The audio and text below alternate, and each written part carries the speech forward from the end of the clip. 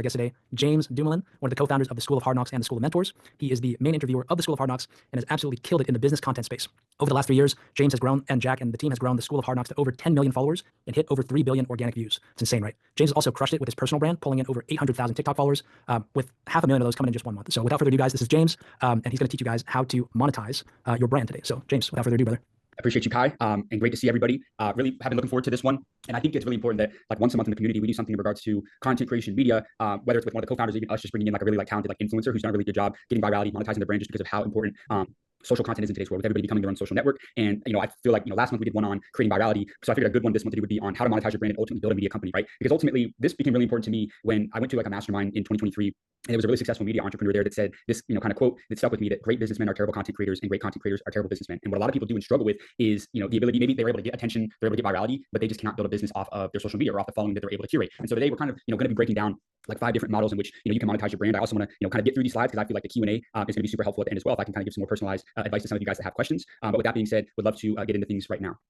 So starting with this, right? So the foundation is going to be mastering attention. We're not going to talk too much about virality and in the weeds of like content creation today, but just to go over a couple things, right? Attention is the currency of social media. So if you don't have it, you're not going to be able to monetize, right? If you don't have eyeballs, then you're not going to have people that are going to want to buy, any products that you're selling or whatever it may be. So we need to first understand that we need attention. That's why, understanding virality, understanding the psychology of the people that are watching your content is super important. But anyways, so how to create and sustain attention. So I like the hook, value, and close framework. So with hook, again, we mentioned in the last presentation we did that 70% of people lose their audience within the first 3 seconds of a video. So we need to grab people's attentions very early on. Why? Because people's attention spans they're increasingly getting shortened and shortened and shortened. So we can kind of curate a beginning, a hook that gets people interested in the content right off the bat. Extremely important, right? In regards to this, the number one reason. Hey, James, I don't mean to cut you off. I think that people are having a tough time seeing your screen. Really? Yeah, we only see like a black line. What is up, everybody? We got a super special guest today. Real quick, this is Kai. I'm the School of Mentors community manager, and I'm super pumped to introduce our guest today, James Dumoulin, one of the co-founders of the School of Hard Knocks and the School of Mentors. He is the main interviewer of the School of Hard Knocks and has absolutely killed it in the business content space. Over the last 3 years, James has grown, and Jack and the team has grown the School of Hard Knocks to over 10 million followers and hit over 3 billion organic views. It's insane, right? James also crushed it with his personal brand, pulling in over 800,000 TikTok followers, with 500,000 of those coming in just 1 month. So without further ado, guys, this is James, and he's going to teach you guys how to monetize your brand today. So James, without further ado, brother. I appreciate you, Kai, and great to see everybody. Really have been looking forward to this one. And I think it's really important that like once a month in the community, we do something in regards to content creation, media, whether it's with one of the co-founders, even us just bringing in like a really talented influencer who's done a really good job getting virality, monetizing their brand just because of how important social content is in today's world, with everybody becoming their own social network. And I feel like last month we did one on creating virality, so I figured a good one this month would be on how to monetize your brand and ultimately build a media company, right? Because ultimately this became really important to me when I went to like a mastermind in 2023, and there was a really successful media entrepreneur there that said this kind of quote that stuck with me, that great businessmen are terrible content creators and great content creators are terrible businessmen. And what a lot of people do and struggle with is the ability, maybe they're able to get attention, they're able to get virality, but they just cannot build a business off of their social media or off the following that they're able to curate. And so today we're kind of going to be breaking down like 5 different models in which you can monetize your brand. I also want to kind of get through these slides because I feel like the Q&A is going to be super helpful at the end as well, if I can kind of give some more personalized advice to some of you guys that have questions. But with that being said, would love to get into things right now. So starting with this, right? So the foundation is going to be mastering attention. We're not going to talk too much about virality and in the weeds of like content creation today, but just to go over a couple things, right? Attention is the currency of social media. So if you don't have it, you're not going to be able to monetize, right? If you don't have eyeballs, then you're not going to have people that are going to want to buy, any products that you're selling or whatever it may be. So we need to first understand that we need attention. That's why, understanding virality, understanding the psychology of the people that are watching your content is super important. But anyways, so how to create and sustain attention. So I like the hook, value, and close framework. So with hook, again, we mentioned in the last presentation we did that 70% of people lose their audience within the first 3 seconds of a video. So we need to grab people's attentions very early on. Why? Because people's attention spans they're increasingly getting shortened and shortened and shortened. So we can kind of curate a beginning, a hook that gets people interested in the content right off the bat. That's extremely important, right? In regards to this, the number one reason. Hey, James, I don't mean to cut you off. I think that people are having a tough time seeing your screen. Really? Yeah, we only see like a black line. Are you sure? Yep. Let me see. You see now? There we go. Yep. Perfect. Awesome. Yep. Okay, my bad. All right. So anyways, yeah. Like I said, hook, value, close is a super simple framework that we can use, right? We're gonna get people's attention in the first couple seconds. This is why you're not making money on social media. Here's why most businesses fail and how you can avoid it, right? So you're hooking them in, providing some sort of value. So with that, you got to give them some sort of like value on the way that can create shareable content or savable content that can keep people retention, staying from start to finish, and then close, right? Tell them what to do next. Go to the link in bio, follow, share, right? So the hook, value, close is a framework that I really like, that I've seen work well with a lot of creators. So again, once again, we're going to need to focus on viral content. So let's reverse engineer trends. Don't reinvent the wheel. Damon John says that pioneers get slaughtered and settlers prosper. So go seek and find a content in your niche that's performing extremely well and just add your own creative twist to it. Genuinely, there's a million different people that are doing street interviews, but I found my way to kind of pave my own niche to kind of make it unique to our own brand. Because I don't think people are trying to do it, but it's like we kind of find ways to like innovate and do it differently, right? And again, create shareable content.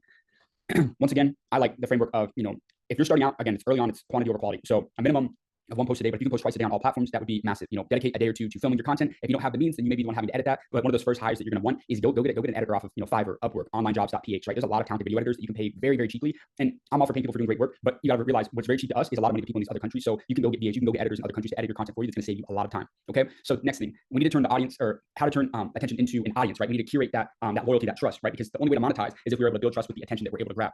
Okay. So again, how do we build loyalty? The 3 E's: educate, entertain, and engage, right? So when you have your framework, 70% could be educational content. Here's 3 ways to grow your income in 2025. 20% entertaining content, right? Behind the scenes of daily routine as an entrepreneur, or you're showing clips of you on a cold call with somebody to kind of again show that back and forth, whatever it may be. And then 10% of it can be sales for whatever you're going to eventually sell, whether it's an agency, whether it's community, whatever it may be. So educate, entertain, and engage. Okay. So give more value than you ask for. Be overly generous, right? People remember brands that help them for free. If you provide a lot of free value, people will ultimately remember that in the end. Okay, and then engage back and forth with the people who are commenting on your stuff. So early on, especially responding to those DMs, start to curate those relationships. The more raving fans that you get, people that are following along with your content consistently, the better it's going to be when you go to sell. Right? Pin those the best performing comments that you have to keep the engagement going in the comment section. That's also very important. Okay, so now to transition into the next part of this, which I think is very important. Right? Understand this: when you post a video on social media, you do not own that content anymore. Just like when you get a follower on TikTok, you do not own that follower. TikTok owns that follower, so you don't own your audience. Right? So the next step that we need to focus on is we need to own our own data. And how do we do that? Well, we need to start to build an email list, start getting phone numbers of the people that follow us. That's extremely important. And in regards to how you can monetize, because of how specific you can get with the audience and the people on those lists, it makes it extremely valuable to advertisers that may eventually want to advertise on your email list or your newsletter, whatever it may be. So we need to go from, we need to understand that when you post content, when you have a following, we don't own any of that data. The platform itself does. If TikTok goes tomorrow, we lose 3.5 million people, and we don't get any of them back. So that's why, I wouldn't wait to do this. Like I would say one of our biggest regrets at the School of Hard Knocks was we waited till we had a couple million followers to start building an email list and doing a newsletter. I think you can start doing that at 10K. I think you can start getting the framework ready, getting the copywriter ready to come in and help you out with that, right? So again, let's talk about the power of building an email list. It gives you direct access to your audience, right? So again, unlike social media, you actually own that list. There's no algorithm interference. The emails that you send go straight to people's inboxes. ROI, as I mentioned, how valuable it is to advertisers. Well, email marketing generates $42 for every dollar spent, okay? And once again, better engagement. Email subscribers are 3 times more likely to convert compared to social media, right? So that just goes to show, right? If the quality of having an email when it comes to actually marketing your product or whatever it may be is going to be significant than trying to market to somebody on Facebook or TikTok, okay? So how do we build and grow an email list? So number one, we need to create a lead magnet, right? Offer free valuable resources. For example, if I was creating a lead magnet at Hard Knocks, let's say that I did an interview with Myron Golden. It got 100 million views, but that was 100 million people that just saw a minute and a half of that interview. So a great idea of what a lead magnet could be is if you guys want to watch the full interview with me and Myron, the full 15-minute interview with $15 million Tampa entrepreneur Myron Golden, swipe up, DM me the word Myron, and I'll send it to you for free. Boom. Then they're going to DM where I'm going to get their email, and then I'm going to send them the link to the full video with Myron Golden. So again, you're giving them free value, sending them a free 10 to 15-minute interview. Right. But this is, obviously most of you guys aren't doing interviews. So if you're not, right, there's a whole bunch of different things that you can do, right? A PDF guide, templates, checklists, a free webinar, a mini course that you built out, right? There's a whole bunch of different things that you can do for this. Next thing, again, have sign up forms, landing pages. So platforms like ConvertKit, MailChimp, and Kajabi, you can add these forms to the website that you're on. And this is a super easy way to start getting emails and people to sign up for that, right? Put the link in your bio for your social media. Okay. Next one, we need to promote on social media, right? So again, create posts or videos promoting the lead magnet, right? So I mentioned the Myron Golden interview. I could, post that on an Instagram story, or I could, at the end of that video, I could say, if you guys want to watch the full interview, comment Myron below and we'll send it to you. And that way, we can have a mini chat sequence that's set up. Or if you don't have crazy engagement at the beginning, you can just have somebody that's kind of individually going in there and messaging all the people that want it for free. And that way, again, super easy process. You'll get their email and you can send them the lead magnet. Okay. Next one, hosting giveaways. This is another thing, right? So you can potentially win an hour coaching call and or by subscribing here, right? So again, hosting giveaways. And the last one is going to be leverage existing content. So example, download the full guide for free. Link in the description. So this, I'm just trying to give you guys a couple different ways to think about the ways to kind of innovatively grow and a couple of ways to market or convert people into that email list, because that's extremely important. Okay, now monetizing your brand, my favorite part of what we're gonna get into today. Starting with, you need to find the right monetization model. I want to actually go back. Let me see if I can go back. Okay, so I think this is super important. Actually, is it? Okay, no, we're here. I'm not quite there yet. But anyways, so identifying the right model. So typically, any person that's creating content, they typically start out with monetizing through ad revenue, and then eventually as they start to grow their following, now they're not only getting ad revenue, but maybe they're thinking about getting brand partnerships with different companies. We're gonna talk about those frameworks today. Touch a little bit on affiliate marketing and then digital products, and then the membership subscription model and communities. So once again, we'll start with ad revenue. So YouTube, eligibility requirements for monetization. If you have 1,000 subscribers and 4,000 watch hours in a year period of time, then you can get monetized. Super, I won't say simple because sometimes there's 4,000 watch hours, but if you have one viral video on YouTube, you're pretty much monetized. And if you don't know about YouTube monetization, YouTube pays better than any platform out there in terms of content. It's longer form content, so that's the reason why, right? So your AdSense accounts will be linked to your YouTube channel, and you will get paid per 1,000 views, right? Every video, depending on the niche that you're in, will have a certain RPM or amount of money that you're paid per 1,000 views. The more, I feel like, this is a known thing, but like if you're in a niche like business, if you're in a niche like software, cybersecurity, because of the different companies that are advertising within those niches, the RPMs are going to be a lot higher, as opposed to if you're just posting sports highlights, you're not going to have as many high like RPMs because the quality of the companies that are investing in advertising on there are not as high. So again, the more business focused, the more, money focused I think that your content on YouTube is, the more likely you are to have higher RPMs, which is the money that you get per 1,000 views. And so how do we maximize our ad revenue on YouTube? So videos that are over 8 minutes long allows for mid-roll ads, which can double the amount of money that we make off of YouTube. And so again, if you guys have questions particularly about YouTube at the end, I don't want to get too much into it because we talked more about virality in the last workshop. If you haven't seen it, highly recommend viewing that at some point, in the next couple weeks or so, whenever you get the chance. But again, the biggest thing with YouTube that we found is storytelling, because the two most important metrics on YouTube is going to be the click-through rate, which is the amount of people that are actually clicking on your videos. So put a lot of work into having super engaging titles, super engaging thumbnails, which are the pictures that people can click on, and then also watch time, right? So we need to have a strong hook, that first intro, 30, 60 seconds, and then some form of retention to really keep people watching all the way through. Another important thing is creating evergreen content. Because why evergreen content? Because it's forever going to be searchable. For example, videos like how to tie a tie, that's evergreen because people forever, for the existence of YouTube, every day are looking up how to tie a tie. So if you have a video that can hit, on here, here's how to properly file your taxes, right? Now, obviously we want to get a little bit more crafty and unique and clickbaity with the titles there, but evergreen content like that will forever get views over time. So I would, as much as you can try and factor that in, like it's a little bit harder with us and our content, because we're doing like interviews and podcasts, but even like we try and say, how can we make this a bit more evergreen to where, people can potentially like look this thing up and it can rank in various searches for certain things. So again, evergreen content is great, storytelling, and we're focusing on, the hook as well as retention to keep people watching all the way through. Next one, Instagram. So make sure that you have your account set up for a professional or business account. To start monetizing, I think you need about 10,000 followers. And then the different features are, in-stream video ads, which are like a longer Instagram videos. And then you can also, the Reels Play bonus program, which is like, again, it's a similar sort of structure to like YouTube, where like you get paid per 1,000 views because it's short form content. It isn't nearly as high, but you can still make, a couple $1,000, couple $100 off of, Instagram, which then pays for your editor right there. So Facebook's a sleeper. I've been saying this for years. When we first started, posting content, this was hands down before we were monetized on YouTube. We were making significantly more money off of Facebook than Instagram, TikTok, because in 2020 that was the first time that Facebook ever stagnated in users. So what did they have to do? They had to incentivize creators to start coming to their platform to create content, because other than that, it's like the demographic on Facebook is so much older, and a lot more younger people aren't gravitating there because they're going more to that like short form video content. So they've put a lot more emphasis on getting creators to create on their platform by having a lot more monetization features. So again, 10,000 followers and I guess 600,000 total minutes of videos viewed is the way to get monetized on there. And so in-stream ads. So in-stream ads are pretty much if you have videos that are longer than 3 minutes on Facebook, longer than Reels essentially. I think in-stream ads can be put on like 2 minute long videos, but ideally the longer than 3 minutes is great. You can make some serious ad revenue off there. I know media companies like No Jumper, they make $1 million a month off of Facebook. So it's really crazy when you think about like a lot of people have no idea some of the actual ad revenue and money that's actually out there on some of these platforms. So in-stream ads, and then they also have stars program, which people can donate to you on your videos or live streams. And then they also have subscription. I believe Instagram has a subscription as well, where people can pay, a monthly fee, $5, $10 a month to just get access to more content that you post. So you only post to those certain subscribers. And then lastly with TikTok, again, hopefully it's here to stay, but if not, oh well. But creator fund, 10,000 followers, 100,000 views in the last 30 days. And again, they pay very similarly, the structure wise, to Instagram and Facebook and stuff like that. But they have other features as well. So the creator fund, live gifts are huge. A lot of people go live and make a lot of money off of people donating on live streams. But those are just kind of like a brief little breakdown of the different ways that you can monetize if you weren't aware through ad revenue. However, I think it's very important to note that you cannot build a business off of ad revenue. And I want to tell you a quick story. So back in, I think it was 2021. This is probably like 6 months to a year after we had started the School of Hard Knocks. And my partners, Jack, Josh, and I, like I said, we went into content understanding the virality. So we naturally were able to grow the School of Hard Knocks pretty quickly. However, we didn't understand like the business side of media and how to actually monetize our following beyond just making money off of ad revenue, AdSense, right? We knew that we knew how to curate attention. We knew that we knew how to grow a following, but we didn't understand how to monetize. So for the first 6 months to a year, we were really just solely reliant on ad revenue. And I mentioned how we got an invite into the Facebook bonus program, and we were making some pretty good money for a couple months. We were making like $30,000 a month off of Facebook for like 3 to 6 months, which between 3 people and you're making 100% of that 30 grand coming in, that's great money. We invested a lot of it back into the business, but regardless, we were saving a lot of that 30 grand because again, there was no spend on that, right? That's the beautiful thing about media and streams on here that we're going to talk about is the margins are so abnormally high in ad revenue and brand partnerships and info products and communities. Like there's really no expenses other than bringing in people to help run the businesses, editors, videographers, whatever it may be. But outside of that, it's not like an apparel company where you're having to pay the designer, the manufacturer, all these different things that you're having to pay for, where you're making like 10, 20, 30%. Like you get like 80 to 100% of the margins in media. But so we were crushing it on Facebook, and we were making a lot of money off of our ad revenue. However, again, when you post on a platform, you do not own that content. So what ended up happening to us was we got demonetized. We got like a copyright violation for a video that was our own, and we went from making 30 grand a month off of Facebook to 0 off of Facebook and like 3 to 5,000 a month off of like TikTok, which between 3 people, especially living in a city like Austin, Texas, is not livable by any means. So again, we had to get out of that mindset and realize that we got to go from, we can't be the content creator who's not a good businessman, and we need to actually learn the business side of things and figure out ways to actually monetize beyond ad revenue. And I can tell you today, we don't even think about or count ad revenue towards anything. Now we make 20 to 30 grand every month off of YouTube, but we don't really even factor that in because what if we get demonetized? You can't control that if that happens, and it happens to a lot of people. Okay.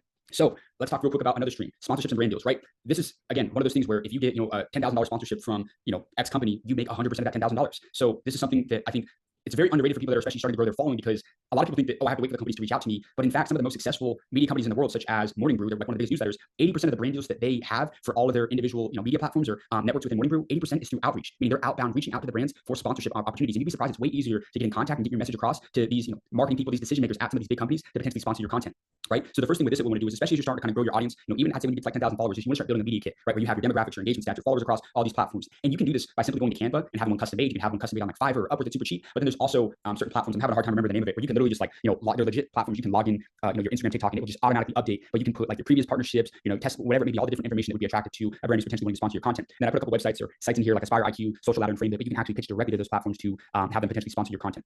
Okay, now I think this is a very, very important part of this that I was looking forward to going over. So I mentioned that a lot of companies, you'd be surprised, but companies that are doing tens of millions of dollars a year, like they're at least 70% of their brand deals that they're doing for their creators is outbound, them reaching out, right? Whether it's a media agency, whether it's a creator yourself, whatever it may be, people are outbound reaching out to these brands to close these deals. So I just wanted to include this in here. This is a quick little script that I had cooked up that I think would be super helpful for you guys. But so subject line, if I'm reaching out to a brand, collaboration opportunity with, either the person or the brand that you're reaching out to. Hi, I hope this email finds you well. My name is James, and I'm the creator of the School of Hard Knocks. I built, describe the I built one of the largest finance entrepreneur media channels in the world with over 10 million loyal followers across these platforms. My audience is highly engaged and consists of, talk about them, entrepreneurs, aspiring accountants, whatever it may be, as specific as you want, depending on the brand or whoever you're reaching out to. I believe, boom, aligns perfectly with the value and interests of my audience, and I'd love to explore ways we can collaborate. Here are a few quick stats. So again, you want to show them results right off the bat of what you're doing, given your reach, your demographics, and your metrics. I'd love to feature this product or service, whatever, get specific as well. This is a big mistake a lot of creators make, is like brands love it. And this is coming from, like, we've talked to a lot of different brands. It's like, they love it when you get specific. For example, if I want to work with Venmo, well, I would be looking at what campaigns, what marketing campaigns is Venmo currently doing. So if I see that, Venmo's doing a collaboration with Serena Williams and a couple other celebrities on, doing like giveaways or whatever it may be, I may try and kind of come in line and do something similar to that, or at least pitch in regards to exactly what the brand is doing. Prime example, right? Papa John's,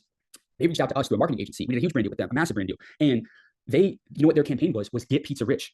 What better like social media channel would be a fit for that campaign than us? So had they not reached out to us, but I heard that they're doing a get pizza rich campaign, that would be, now granted, I probably would never reach out to a pizza company to collaborate with them just because that has no alignment with what we're doing. But I do think that, that's a very fitting campaign. Now maybe that wouldn't be the company I'd reach out to. If they saw the opportunity with us to do it with Shaq, it's a no-brainer. We're there, we're gonna do that. But like maybe if that was a company like, I don't know, Acorns or Coinbase, then it would be a no-brainer to reach out.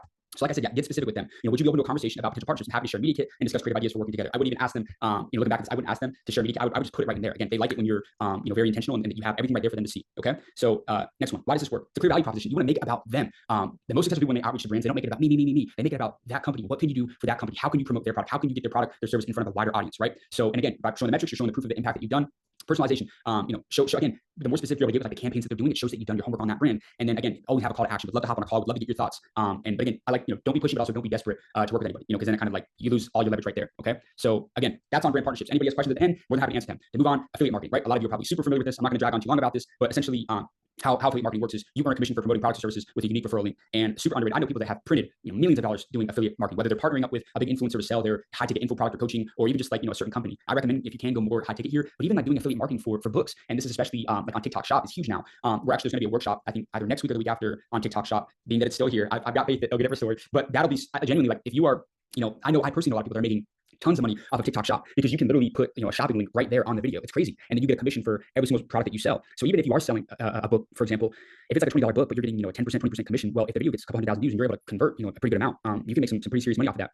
We had one video that we posted that was an interview where a gentleman shouted out the book Great CEOs Are Lazy, and the author of that book, he's based in DC, I don't remember his name, he reached out to us and said that the week after that video was posted, it sold 20,000 copies, which was like their biggest week ever. And that book was released like years ago. But it just goes to show, it's like, had we had some sort of affiliate deal on that, well, we probably would have got a nice little piece of the pie. So affiliate marketing is definitely something that you guys can get into, just another way to monetize the brand. Okay, tips to maximize, create tutorials, reviews on various products, focus on products that you actually use and that is very relevant to your audience, right? For example, if I was trying to do affiliate marketing for an investment platform, it makes sense because we're talking about financial literacy, we're talking about making our money work for you in all of our content. If I wanted to do affiliate marketing for a vacuum cleaner, nobody would buy it because it is completely irrelevant to our audience, right? And then the last one I think is super important as well, and I've seen this happen with a lot of people, is that if you're crushing it, negotiate for higher commissions, genuinely. So like if you're starting to, you have a great week where you're driving some serious revenue, go and negotiate. And if they say no, it's like, okay, then I'm not going to do it, because they're going to want you to keep selling. They're going to want you to keep pushing the product. Because if you go away, then they're not going to get that extra money from you. So you're kind of forcing their hand over to give you a higher commission. So definitely keep that in mind. If you start to do really well, don't be afraid to negotiate.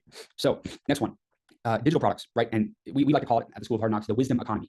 And a lot of people, get like a bad rep for selling like a course or whatever it may be. And here's my perspective and philosophy on this. If you have genuinely done something incredible or substantial in business, in music, in whatever it may be, whether it be actually building a business, whether it be actually doing a substantial amount in sales of your company, whether it be, performing your live music in front of X amount of people, and you want to, build like something that you could potentially sell to teach other people, I don't understand what like the issue with that is. There's this, and don't get me wrong, there's tons of people in this industry that really genuinely never ever, built some sort of business before or whatever it may be. And they're just shilling courses on stuff that they've never even done. For example, everybody's heard about, the drop shipping kid, the e-commerce kid that, built a store that did $80,000 in sales, but they had $100,000 that month in expenses and they lost $20,000. But then they build the course on how to build an e-commerce store at $80,000 a month. When in reality, they lost money. So they never really built a profitable store, but then they build a course on the back end and they make significantly more money. Why? Because digital products, info products, again, if you build a course and you sell it to somebody, how much of that money do you make? You make 100% of it. Like that's why like digital products, courses, stuff like that, people make so much money because there's no expenses. The expenses is literally shooting a course or whatever it may be. But again, that's my philosophy. So if you're somebody that, built a social media following to 100,000 followers, well, you've done something that 99% of people haven't done before. So if you build a blueprint on how to scale from 0 to 100,000 followers, that's actionable, that provides a ton of value, then in my opinion, you've earned that right to potentially sell a master class, a course, something in regards to that that's in line with that. Okay. And I just want to touch on again, that online education by 2029 will be $185 billion industry. Okay. So think about what small percentage of that you need to get to become wealthy off of it, or at least make $1 million off of it, right? Like, look at that. We're at 2025 now. It's going to grow 100 billion within the next 4 years, which is crazy, you guys. Crazy. Okay. So again, you sell your own educational or niche specific products. How do we do this? Okay. So most important thing right here is going to be, we have to identify our audience and the pain points that they may have. Okay. So this is the step that I see most people miss whenever they're doing this or trying to build something out. So you need to be polling your audience like crazy, figuring out what they want. One of the biggest things that we had to realize is that, hey, despite a lot of the people that follow us, yes, we've built a big brand and maybe a lot of people see that as, damn, like these kids get content, they understand how to grow on social media. But in reality, people are not following me or Jack or Josh because we understand how to grow on social media. They're following us because of the access that they get to learning from the world's top 1% of the top 1%. And so I think it was a year and a half ago where the three of us literally built out like a social media course on how to go from 0 to 1 million followers, in like a certain period of time. And we started kind of, we just started posting about it, and we sold a couple, versions or copies of that to our audience. But we came to the realization that it's like, dude, nobody's following us for this. And so that's why, like, before you even think about building an info product, building a course, whatever it may be, you need to start polling, having conversations with your audience. What do they want? What do they follow you for? Would you rather have this or this? If I were to build a software, what would you want that software to be? Right. So again, poll your audiences, and the goal is to create a product that solves the problem, or adds a significant amount of value to the people that do follow you. Right. So again, identifying the audience and the pain point. Next thing, create a high value product, right? I mentioned courses, right? You can do ebooks, you can do a book, you can do online courses, templates, and membership programs, right? We'll be getting the membership. That'll be the last one that we touch on a little bit more in depth. But these are all like different options that you can build, right? And there's a lot of different ways that you can kind of build this stuff out.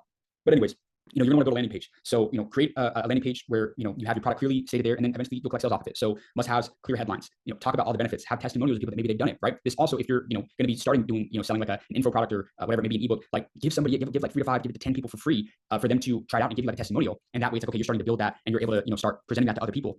To like show all of the value off the bat, right? And another important thing here on the landing page that you'll want to have is like a VSL, which is a video sales letter. And we did a great masterclass with Peter Kell, who's like a master of VSLs. It's actually inside the community. Kai, I don't know if you want to post a link to that masterclass we did with Peter Kell, but on the landing page where a lot of people will go to see the product, you're going to want to have a VSL, which is like a video where you, if you're selling it, is talking directly about the product and what all it has to offer. So there's a lot of good frameworks that you can do for that. And I highly recommend when you get to this point, if you're at this point or you're curious about it, watch the masterclass that we did with Peter Kell. He's one of the best internet marketers in our generation, I would say, and I think it will be a lot of value. So plan a launch campaign, right? Build a lot of excitement, tease the product, show the behind the scenes of building, create a lot of FOMO. These are all great things, right? Again, before you even think about doing this, start building up that email list so that we can start, getting, the launch details out to them, and you can start getting everybody curious and really interested about it. You want to start building a lot of hype for it, okay? And so then we want to market it across our channels. So we're going to market it on social media. We're going to be posting testimonials on our stories. We're going to be using Reels. That's going to drive traffic to the landing page where we're going to sell them, okay? Email marketing, a pre-launch teaser. We're going to do an announcement, a lot of follow-ups, and then collaborations. You could potentially, partner up with other influencers or affiliates to promote. So I think that, and this is great, right? The more people you can partner up with, they can push it, give them a chunk of pie. If they're able to, sell you something depending on, the size of the, or, the ticket, whether it's high ticket or low ticket, like give them a good percentage. I think that's, super helpful in getting people to come and work with you and help you market and sell your stuff. Okay. So now touched on that. If anybody has questions about that at the end, we'll get into that. And then I think the last thing that we have here today is building a community, a membership model, right? So does anybody know what that car is right there in the back? Let anybody just guess. I can't see anybody right now, or maybe I can, but if anybody wants to guess what that car is right there, anybody just say it. You can just unmute and say Rolls Royce. Okay. Now does anybody know what the double R in Rolls Royce stands for? And it's not Rolls Royce. I'll give somebody one guess. Does anybody have one guess? I'll give you guys like 5 seconds. 10 seconds. Yeah, it's recurring revenue. Ryan got it. The double R on the headrest of a Rolls Royce stands for recurring revenue. Build it. Ryan, where have you heard that before? Netflix model. Okay. So no, I was just curious where he had heard that, because I had interviewed somebody a long time ago and they had said that to me. But no, that was good on you. But yeah, genuinely, that's a good way I think to really think about it, right? It's like recurring revenue is way easier, like it's a much better business model than like just one-off transactions or like one-off purchases. Why? Because if you do one-off purchases, well, you're always having to go out and find the next deal. Real estate's a great business. It's made a lot of people successful, but you're always having to go out and find the next deal. Whereas if you're able to get people on like a recurring software, subscription, whatever it may be, yes, you want to keep marketing, keep growing it, but a lot of that's recurring. So you get a lot of people that are coming back in, and you're not having to worry about having to always keep and go finding like different people. But anyways, let's go ahead and get into this. Once again, most important thing, which your first step is going to be, is like talk to your audience. Again, even like what we did with like Hard Knocks, had we built a community on, I don't know, growing on social media, maybe we would have gotten some people in, but again, people aren't following us for that. But so what did we do? Like the first month leading up to actually like launching a community was that we started to poll our audience. We started to say, hey, what are these features like interest you the most? And most popular one was typically calls with the people that we interview, right? The billionaires that we interview. But like we were doing that all throughout the first couple months. So like before you even think about launching the info product, the community, the membership model, like get really savvy with like the polling that you're doing, continuously talking to your audience. That's super important. Okay, and then have your community's purpose, right? So identify the specific problem that the community will solve and the value it will provide. So we did a mastermind with Alex Hormozy in, I think, July of this year. And one of the things that he said, like to us off the bat, and that he said to like all the people, is like you have to have a clear promise like that your community is going to solve, right? So when you're building out a community, you're building out some sort of like membership model. I think it's super important that you are figuring out like what that promise is, what that problem is that you're able to solve, right? So like what the members that join, what transformation will they be able to experience, what benefits will they get by joining, right? So examples, right? Networking calls with like-minded people, access to workshops, Q&As, premium content. There's a whole bunch of different things that you can kind of include in your community. But ideally, you'll combine 3 to 5 different things that make it valuable, where people can receive more value for what they're paying, give them equal or greater value than whatever it is that they're going to be joining for. Okay, and build a framework, right? So decide on the structure. So option, you can go private Slack, Discord, you can go Skool. There's a whole bunch of different platforms. We host our community on Skool, but then there's also the membership platform. It could be like Kajabi, Patreon, Circle, Facebook groups, right, where people can pay in that model as well. And again, figuring out what to offer, right? Whether it's weekly calls, workshops, exclusive networking, resource library, templates, whatever it may be. There's a whole bunch of different things that you could potentially add in there. Okay. And then have a compelling offer. Once again, similar to the info product, you want to build that landing page that shows all of the value, right? Having the clear headline, having all the exclusive perks, the different pricing tiers, different membership options. Some people like a bunch of different options. Some people like one. Some people just kind of like depends, right? Eventually, maybe you want to upsell to a higher ticket type of like program or platform to where people can pay a much bigger fee to get more, maybe it's more exclusive access, whatever it may be. But that's also another option as well. And then again, launch with a campaign. So you want to be for like a couple weeks leading up to it, start to kind of announce like, hey, we've got something huge that we're launching on this date next month or 2 months from now. And next month you do the same thing. And as you're getting closer, then you can kind of start to review what it is. You can start to build that email list. You can start to build that pre-launch list, that way you get people on like the early bird access, maybe even give them like a better deal for like joining early, whatever it may be. And then again, you can launch the email sequence, right? So announce the community, talk about the benefits, add urgency. Whenever you're selling any sort of info product, whenever you're selling any sort of like community, the more you can create like scarcity and urgency to get people in, the better that ultimately will be in the long run. So and again, like this is, I think, very important. Probably one of the best takeaways I can give you guys is like, do not be afraid to market your business. Like, people have no idea that it even exists. And this is something that I struggled with a lot, was that, first couple of years at, Hard Knocks, when we were running it, we never sold anything to our audience. And I like did not want to kind of like get into that mode or that model of like kind of being that way, because I forget who it was that said it, but the minute you make that flip, or you flip the switch to your audience to where you are like asking them, for money, or you're asking them to like pay, then it kind of can, curate like a little bit of like hesitancy or like whatever it may be. But again, that just comes down to like, if you actually give people the opportunity to see it for themselves and see like the immense amount of like value that you're actually providing for them, then you really don't really have anything to like worry about. And I'll say this as well. Again, we were meeting with Alex Hormozy out in Las Vegas. He told us a story about how he's launched like 3 books, or I guess he's launched 2. I think he's done 3, or I don't know, but he's launched a couple really good books. But he was telling us how whenever he goes out on the streets in Las Vegas, which is where he's from, he'll have like let's say he's just walking around for an hour. He said that he'll have anywhere from 30 or 20 to 30 people that will just kind of go up to him and be like, hey man, I'm a huge fan of your content. I really love what you're doing. Well, he said that during the month, or during like the week of his like book launch, he would ask everybody that would come up to him, hey, have you got my book, or have you heard about my book yet? And he said that maybe like 10% of the people, 15% of the people that would go up to him even had a clue that he had a book. So people have this like, misconception. They're like, oh my gosh, because I'm creating a lot of content. Well, because I'm marketing my business now, I'm like, oh my gosh, I'm shoving it down everybody's throat. When in reality, you're really not. Like, as long as you, again, it's that the hook value and like call to action model. Like, as long as it's like 10%, or I like even less than 10% is like promotional content, or you're selling on like stories, whatever. Like, personally, I don't like selling through like Instagram Reels. Occasionally, like I'll try and be creative and like come up maybe like once a month, come up with like a cool like marketing video that we can do for it. But it's got to be organic. Like, I'll never sit in front of a camera and post a reel saying, you guys, like, again, story's different, right? Because like you can sell on your stories, but like in the content that I'm posting constantly, like I like to keep that more organic. I like to keep it growing. I don't like to, saturate that with sales stuff. But even people that do sell a lot more than me, again, like you cannot be afraid to market your business, because most people probably have no idea that you even have a company, or that you even have a business. So I think that those are just, I think that's about it. Best advice for success. I started adding this section. And then we'll open it up for some Q&A at the end. But yeah, in regards to any of this stuff, guys, any questions that you guys have, more than happy to get into all of it. But once again, right, focus on solving problems, right? People pay for solutions, and always market your content, your product, your service that solves a specific problem, right? So my guide will save you 10+ hours a week while doubling your audience, right? So get very specific with the pain points people have in solving those problems. Again, consistency is better than perfection. Done is better than perfect. You want to be testing a lot. You want to be studying the content that's working. How can you be creative? How can you add your twist, right? Making those pivots along the way. If you get stagnant, you hit a plateau, but just keep posting. Consistency is the name of the game. You will get rewarded for posting consistently on platforms, I promise you. Okay, prioritize community. So your audience is hands down the most valuable asset that you have. So be like, again, the goal is to turn followers into fans, to turn fans into community. Like, that's ultimately like the biggest goal. It's like, you don't want followers, you want a community. You want an audience. You want people that are genuinely, when they see your content, they're happy to see it. They're happy to see when you post. Like, that's what you want for sure. And then reinvest and grow. So when you start to make some money off your content, like immediately start to like hire out all the MWA tasks, which are the minimum wage activities. So you want to hire out, the editors, potentially account managers, you want to get videographers, you want to get all of that stuff, because you will be bogged down, especially in content creation. People spend a lot of time doing the nitty gritty like activities, and especially if you're already running a business, or you're trying to start a business, you're trying to scale a business, like you will be spending so much time doing the minimum wage activities, and like you need to delegate those as quickly as possible. So when you start to make some money off of it, start to hire out all those things that will give you so much more time to work in the creative process, or hire a creative person, and ultimately that will help you tremendously. And so, yeah, that's it. Any questions that anybody has in regards to anything, would love to be able to answer them. And I hope you all enjoyed it. I hope that was helpful. Guys, that was awesome. James, I think you delivered some phenomenal value, bro. And anyone who wants to ask James a question, please raise your hand and DM me your question first, and then I will be more than happy to bring you up to ask your question to James. I will ask, and I will be very strong with this. Please keep the context as short as possible. Don't provide more context than is necessary. Just get right into your question. And if James needs further context, he will ask you. So without further ado, let me check these out. Before we get there, we did have a few questions. Let's see. One question before in the chat, James, was, do people have to click on the in-stream ads for you to get paid? No. So the way instream ads works on Facebook is, like I said, you post 3-minute+ long videos on Facebook. And a great way to do this is, if you're posting videos on YouTube, you just post those exact same videos on your Facebook account. And it works. A mid-roll ad, the instream ads is pretty much the exact same thing. So like the ads that you see on a YouTube video, same thing would happen on a ad in like a Facebook video. So that's essentially what it is. So yeah, no, people don't have to click on it. They can just watch it. They watch a video through and they meet that threshold, like watch time, it counts as a view, then you will get paid off the views. Again, like the RPMs on Facebook are really solid right now. Some RPMs are even higher than YouTube videos, depending on the type of the content that it is that you're posting. Awesome. Appreciate you, James. Stefan and Ariane were the first to DM me their question, so I'm gonna bring you guys up to ask your question to James. So come up, guys. Right on. Thank you. Thanks, James. That was great. Two-part question. First part is, could you clarify RPM? And then the second part is, which audio and video editing softwares are you using? Absolutely. So there's two. You have CPM and RPM. RPM, I can't remember the exact difference, but you just need to know RPM. RPM is the amount of money that you get paid for per 1,000 views. So I believe RPM is like half of the CPM. Okay, this is what it is. The CPM is the total amount of money that you get for 1,000 views, but the RPM is what you make, which is about half of that, because you split half of the money with YouTube. So any money you make off of advertising revenue per 1,000 views is your CPM. The RPM is the amount of money you make off of 1,000 views. And so, like I mentioned earlier, just go a little bit more in depth with this, is that depending on the niche that you're in, will determine how high that RPM actually is. So like I know people, like if you're making videos about like software, you're making videos about taxes, there's a whole bunch of different types of like those types of niches will pay significantly more than somebody making fitness content or making sports or beauty content. That's not to say that you can still print, you can still make some really good money off of those niches as well. It's just like, if you focus on like those like high earning niches, then that's the way to do it. In regards to the software that I use and my entire team uses is Adobe Premiere Pro. So I think what you have to do is you get like an Adobe membership. I don't know how much it is a month. I think it's like $30 a month, or maybe it's like $60 for 6 months. I don't know the exact amount. I know that all of our editors, everybody on our team has. I have it because I'll sometimes play around with some videos. But ultimately, yeah, Adobe Premiere Pro. But another one that people I know use is like CapCut. Some people like CapCut, but I think Premiere Pro is, in my opinion, is like the best interface in terms of color grading, in terms of editing, in terms of audio, in terms of synchronizing. Like it's a super easy like user interface. So yeah, that's what we use Premiere Pro. Fantastic. Thank you so much. No problem. Awesome. Thank you, Stefan Larian. I just looked it up. Adobe Premiere Pro is $22.99 a month. You guys can check it out. I'm going to drop you the link right now. James, you need a drink of water or anything, brother? You I'll good? take a look one. Yeah.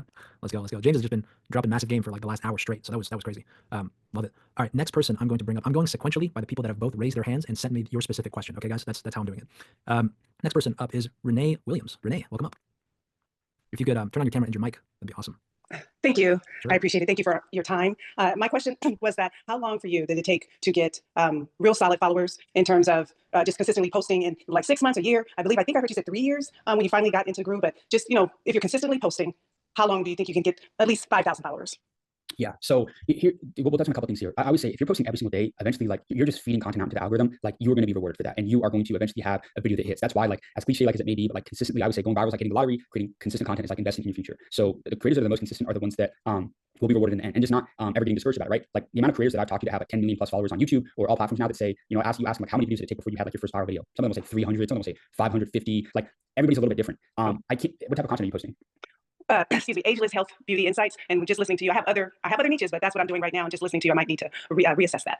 Well, the thing is, though, is that that's a great niche to post content consistently, right? Like anything in regards to like health and wellness, like people are always going to be consuming that type of content. And some of the most viral videos that I've ever seen are in regards to people's health, right? Because it's something that scares people. It's something, I mean, obviously you don't have to do it in a way to like intimidate people, but genuinely, like there's a lot of different angles that you can take within that niche. And again, like I said, there's a lot of creators that have executed and done that content very well. For us, I mentioned, Kai mentioned that, I had grown my personal following from 0 to 800K in like 10 months. So I took that knowledge going into Hard Knocks, and we grew to 25K in a couple months. But originally, like we were not doing interviews when we started the School of Hard Knocks. It was just my brother and I and myself, or my brother, myself and my other partner were making content about business. And then we kind of had that realization moment, like nobody wants to hear business advice from young kids. Or let's pivot and let's go seek out industry experts that have 10, 20, 30, 40 years of experience. So we made that pivot and it just kind of like took off. But for us, it didn't take us a long time just because I did go into that account having a pretty good understanding of like virality and the algorithm and how to kind of make content set up for that and how to like pivot. But I would say, so I can't tell you like how long it will take. I think that if you're posting consistently, you're posting every day, you're accumulating a list of 10 to 20 different people that are in your niche that have built big followings that are doing really good, and you're studying every single thing that they're doing well. Like go look at the most viral videos in your niche and go figure out, like study across the board why they're going viral. Are they having a hook where they're giving like a health statistic about like this is the real reason why so many people are dying? Or like again, you don't have to be that dramatic about it, but like you really want to start doing things that are going to evoke some sort of like emotion or curiosity or like shock, because that's what gets people watching from start to finish. And so my biggest thing, and somebody asked me this recently, was that what is the one thing that you think that you guys did that enabled you to grow as fast as you did, or have like the content like consistently perform as well as you do? It's that we found a way to put so much value into like a minute or minute and a half long video, to where a lot of people will comment or send us DMs saying like, dude, I got more out of this 1 minute long reel that you posted than I did like a podcast. So if you can find a way to like put so much value into that like one reel, but you're starting it off with like a very interesting hook with a good setting, have some clean lighting, have some text on the screen, maybe have a training audio on the background turned down. Like if you can do all those things over and over and over again, but constantly innovating, constantly trying to mix it up, testing different things until you find something that really works and clicks for you, then I think that maybe a couple months, but here's the thing too much, you just need one viral video. If you have one video that goes viral, like, and you are constantly like replicating that same exact type of content, that same exact video that went viral, your content's going to gradually get sent to the people that it needs to get pushed to. This is what a lot of people don't realize. When you go viral, this is why like following trends and going viral for something that is irrelevant to your brand or the content that you're posting is not a great thing. Because when you do that, then when you start to post content more regularly, the content that you post is the actual content that you want to post. It's not that one-off trend that you did that went viral. Like the audience is kind of started to put you into like a box. I'd say that's like, this is the type of content that you should post. And that's why a lot of people argue, it's like, should I niche down or should I not? Because if you niche down, it is harder to start making content about other things. That's why a lot of people will say, hey, if you're building a personal brand, make content about a lot of different things. Because, if you're just making content about solely real estate and only real estate, then if you try and start making content about, you hitting a 300-pound bench press or beating your 1 mile time, whatever it may be, then it's like nobody follows you for this. And the algorithm does not recognize you as this type of content. Now, if you do want to completely pivot the content that you're making with what you're making now, it is possible. It may take a while though, because again, like if you for 3 months straight, 2 months straight, we're posting content about real estate, and then one day you decide, man, I don't want to post real estate content anymore. I now want to post about the psychology of sales and marketing. Well, I don't know how long and how hard of a pivot that would be, but it will take a bit of time, just because, for example, we've been so consistent at posting like interviews that like our algorithm knows who to send it to, or it knows the realm it's going to based on how we make the captions, how we make the hashtags. So I know that was super long-winded. I'm just trying to go in depth as much as I can with you to kind of just, give you my thought process, what I would do. But yeah, I think, like I said, as long as you're consistent, you're really studying what works, you're gradually upgrading your content quality as you go in the production, I think that you should not have a hard time being that you're in a great niche. And it seems like you have a great personality as well. And so I would leverage that. I would lean into that, because people. That's what I was going to say. Thank you so much. The Health Insights has various topics, and that's fine. However, we're using AI generated content with other people faces, because I'm very shy. 1 million. No, like if you can get over that hurdle, I would start showing yourself as the face. Right. 1,000,000%. Like videos with human faces are 30% more likely to get likes from people. And like, that's just stats. Like that's proven, right? So I definitely would, whether it's yourself or whether it's somebody on your team, depending on if you have partners, like definitely start having people make the content. It just performs significantly better than any other type of content that's like utilizing like the AI stuff. If it's like masterly created and like super like animation type AI, that's a little bit different. Yes. Going to be like health stats or whatever, or talking about health, then I think that I would definitely have some people that are delivering that content for sure. Thank you. I appreciate you. Thank you. Absolutely. Awesome. Great question, Renee.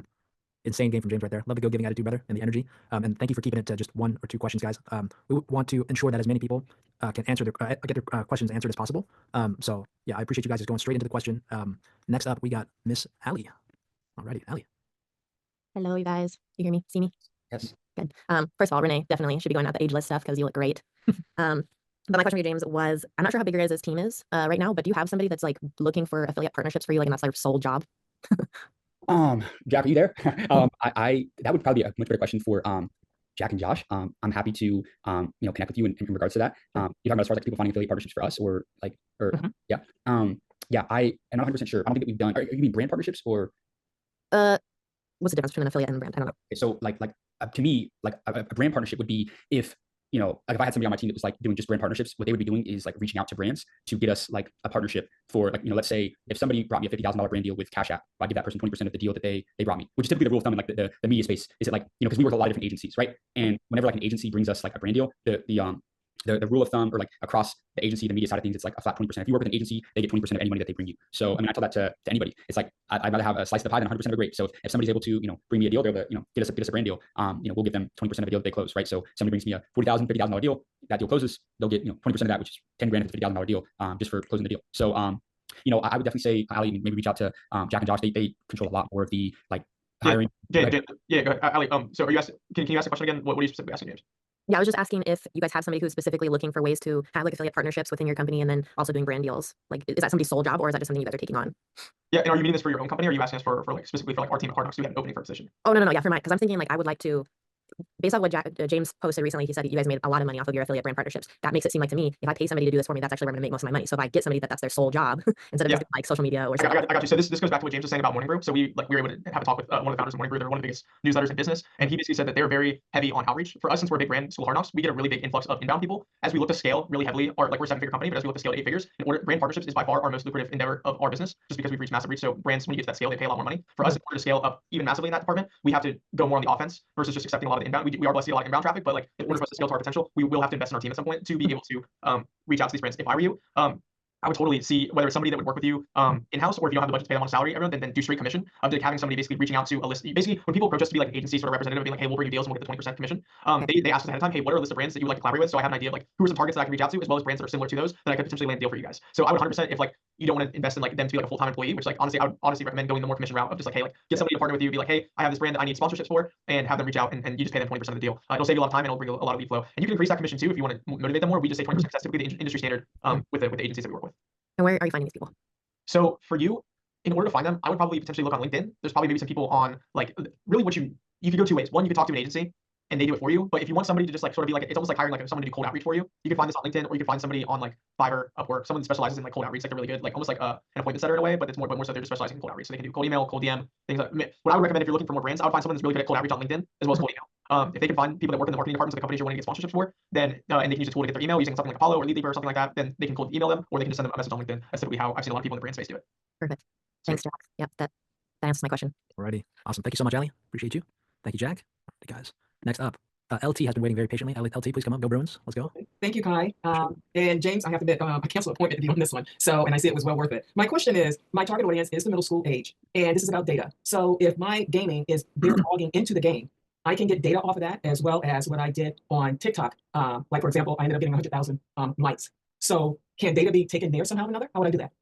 So unfortunately, when you say data, as in like the actual people that are engaging with your content and that are like following you on there, or like, so the only way that data is great for analytics to have. However, if you want to have like those people that are following, that are liking, that are engaging with your content, and what it means for you to contact them, you have to find a way to be able to actually get their emails, which may be driving the followers that you have to a link in your bio, or again, I mentioned earlier, like having like a lead magnet. And like, have you started building an email list yet?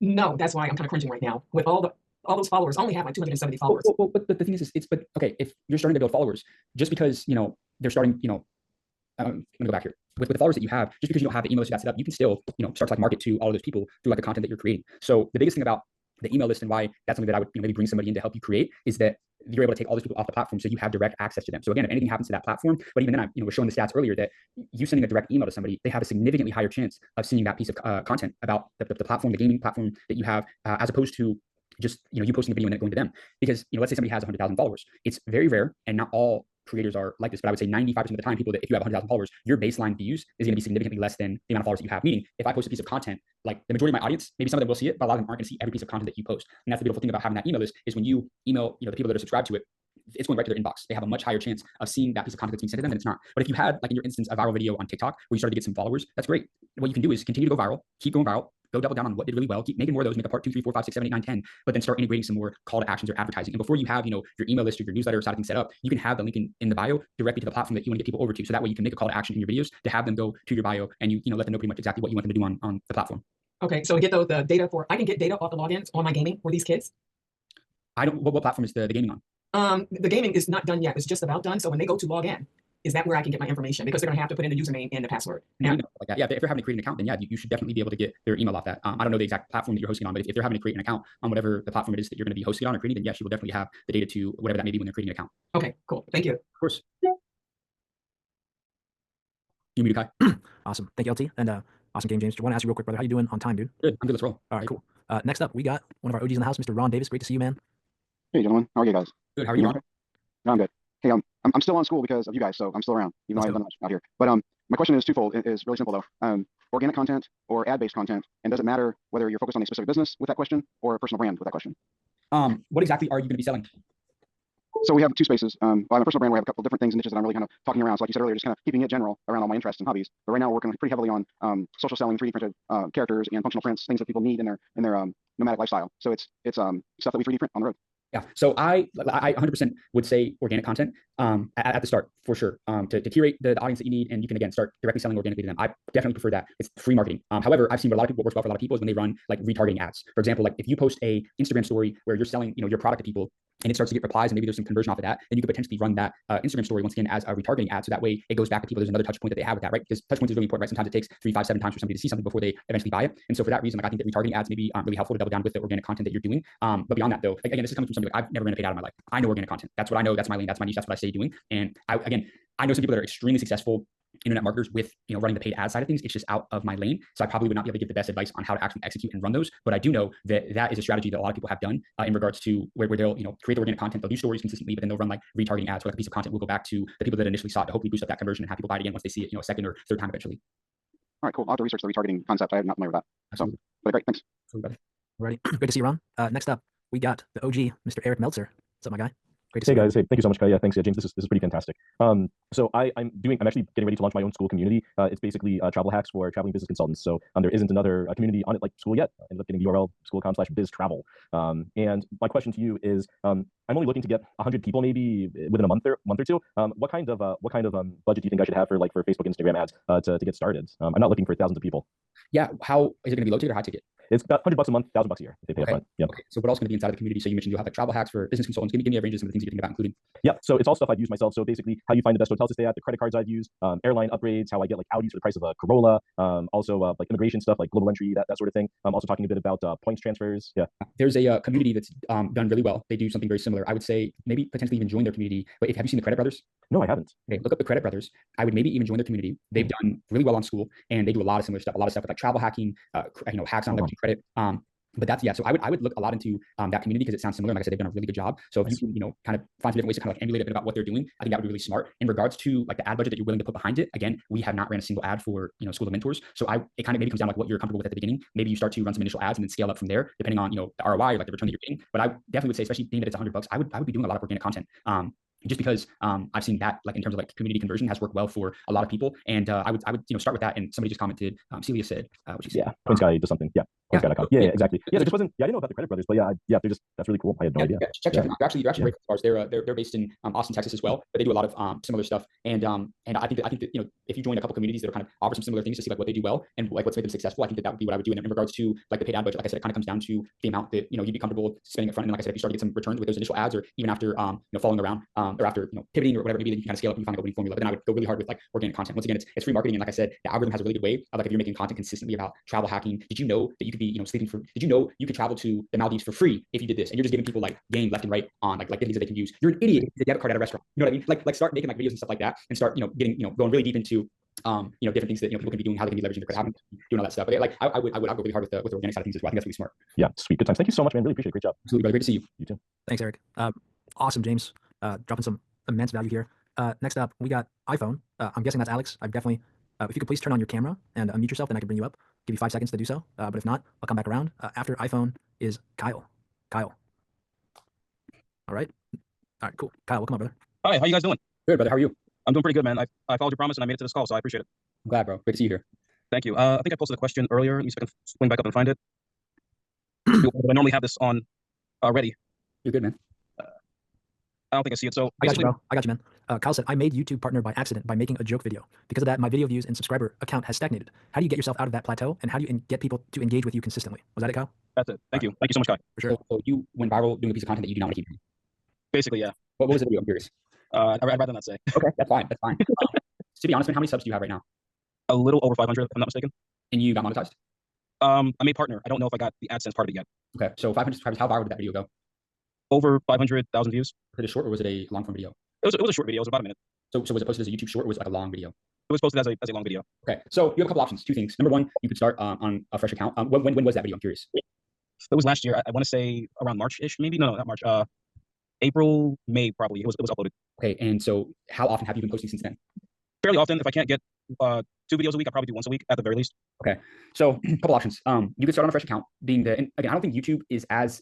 Reason why I say this is that I know a lot of YouTube creators that make a variety of different types of content. For example, like if they're in the finance niche, I've seen YouTube creators do interviews / podcasts with people and the videos perform well. And then maybe they do an evergreen video talking about, here are the 3 businesses you can start to make $1,000, or here are the 3 entities or different structures of your business. And they can consistently perform well across the board. So I don't know if necessarily like you could start fresh on a new account and kind of like rebrand and kind of, just be consistent in line with like the type of stuff that you want to post. But because especially like you have, 500 subscribers, like it's still very, very early. It'd be one thing if you had 50,000 subscribers and all of that content was posting business content, and now you want to make content about, cooking or gym, whatever it may be. Then I would say, okay, you want to start a different account. But because you're 500 subscribers, I don't think that you're locked in to have to, keep posting. I just think you need to just focus on, okay, how do I, get really good at YouTube to where, okay, the videos I'm posting, the longer form videos that I'm posting is able to start kind of getting in a realm of like being consistent. So, I wouldn't say that you stagnated because you went, had one video that went viral, got a couple hundred, subs for doing one thing. I think you still have the ability to pivot and, double down on the stuff that you do want to be posting. But I would just be, taking inventory of like, okay, how are my thumbnails compared to videos in my niche that are doing really well? And then, just going, again, taking inventory of like, okay, your hooks, your intros, everything like that. So we can, try and find like one of those like videos that's able to go viral with like the type of content that you want to be posting.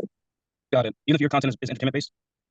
So what type of stuff are you trying to make? Because I know you mentioned that the one that went viral was a joke, right? Like you were doing like, okay. And yeah, mostly game stuff, yeah. And I wanted to pivot out of that, or at least use that to go into something a lot more serious.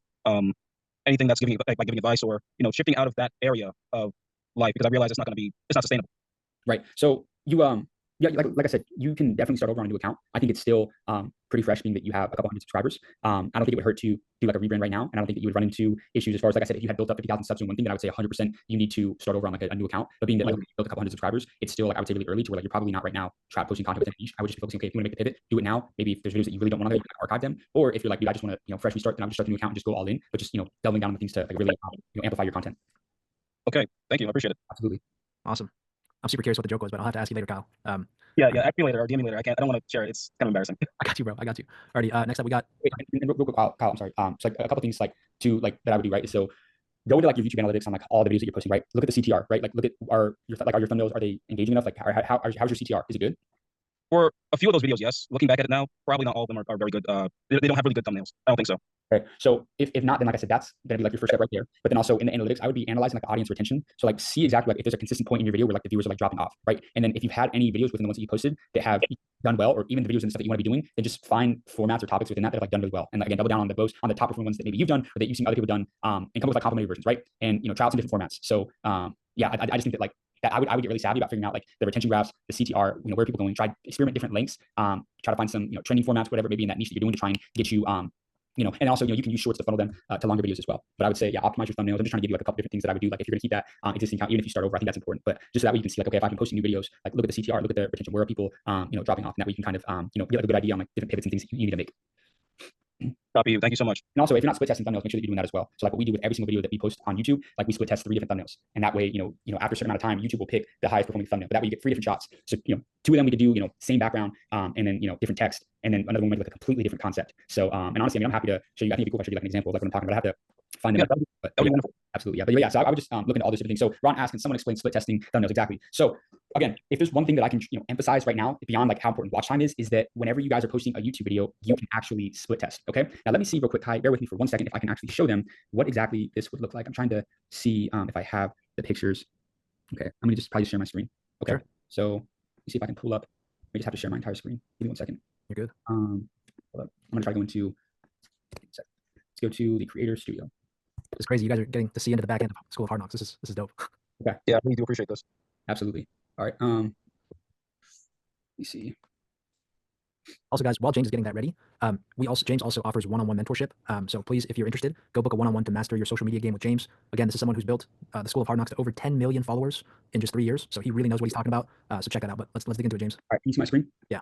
Okay, so this is my channel dashboard in the YouTube studio. So as you can see, our latest video performance, current subscribers, last 28 days, our views, everything. Let's see. Okay, let's see if I can go to video analytics here. Okay, so when I go to overview here, right?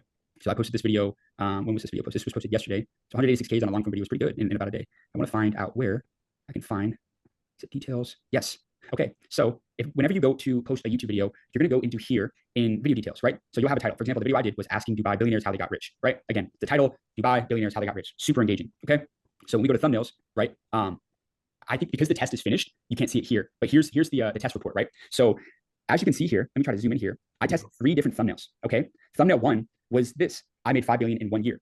Thumbnail 2 was I'm one of the richest men in Dubai, and thumbnail 3 was $10 billion net worth. So you see how these are all different thumbnails that we were able to test, and you can see like the watch time share. So obviously between thumbnail 1 and 2, they were very close, but even compared to 3, like having an extra 3% on 1 and 2, like that was like a clear winner. So then YouTube automatically chose that one as the one to run. However, there's other ones. Let me see if I can go to another video that I did where they are completely different. Give me 1 second. This is I did a video called Meet the Kid Who Interviews Billionaires for a Living, and let's view the test report.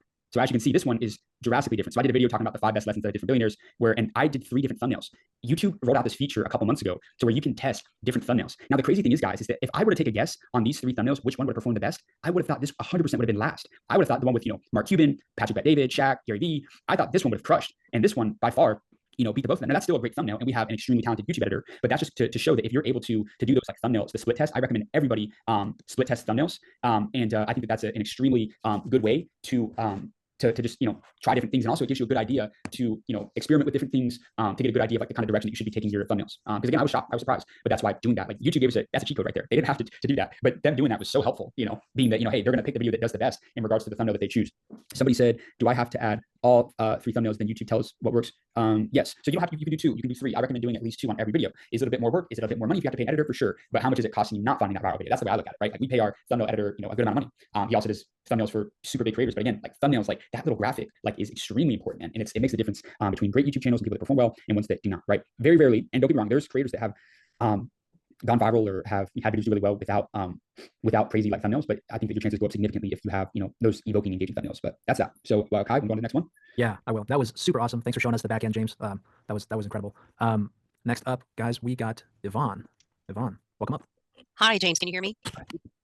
Can you hear me? Yes. Okay, great. Okay, I really appreciate all the great information that you're giving. And I do have a very quick question. So I'm looking into launching an automated faceless YouTube channel. Okay. Is there any information that you can give me on how to grow that? It's going to be hard, I'm thinking, to do an email list and sponsorships with something like that. So I just wanted to get your advice. Yeah, I think, again, sponsorships, I'm not too sure how that works on a faceless channel. I think that if you start to get like 10K subs, then I wouldn't put it. What type of content is it going to be on the faceless channel? It's going to be dealing with law enforcement. Okay, interesting. So I'm trying to think about different like metrics or different brands or stuff like that. But in regards to like actually growing it, I've seen like the faceless stuff has been crushing it recently. And so where are you going to be getting like all of your like clips from? We are able to get our clips from like FOIA, where we can get public domain footage, where you could get dash cam, body cam, and there's also going to be content that I'll be creating dealing with the public and also law enforcement on both sides. Okay. Okay. A couple things here. I would say for starters, again, thumbnails visually simple but super eye-catching would be the first thing. Bold text on it, clear images, bright. Having even contrasted colors as well, and focus on some sort of like curiosity or some sort of like just clickbaity like sort of like thing. I think that works well with these a lot. And again, I know that there's definitely a couple of channels that have done this before. So finding the ones that have crushed it and done really well, like I would kind of like try and maybe like emulate some of those as well. If there's like a certain thumbnail strategy that they use or whatever it may be, I think that would be super helpful in getting this off the ground and doing it. So you're gonna have like AI tools or freelancers for voiceovers, or how are you gonna have like audio done on the video? Yes, so I already have an AI voiceover, and so that's going to do the narration for me. And I have an editor. I'm planning on launching 4 of them on the same day, and then maybe put 2 out every week. So he's going to be working on the editing for me, and then I have a thumbnail designer. So I'm basically delegating a lot of the different areas that is supposed to be done, so that it kind of relieves me a little bit of the work, and I could be looking for more footage. Okay, I like that a lot. So I mean, it seems like you have a great plan. Is this your first faceless channel that you've done, or? This is the first one I'm planning on launching. Yeah, I'm planning on launching it next Monday. Okay, and how did you find out about it? Were you in anybody's like program or anything like that? I'm just curious. Well, I did join this course that was talking about it. It was through a Facebook ad, and they gave some basics. And so I kind of was using the strategies that they were talking about trying out because I want to not necessarily be the face and have to just be there all the time. That would take a lot of time for me to be able to have that. I can have some free time, but still let the channel run without my face on it. So that's kind of what made me interested in it. Yeah, I think that another thing that I would do is like if you can like have like a preview for all of the videos that like show like the craziest thing that's gonna happen like right off the bat. Like Okay.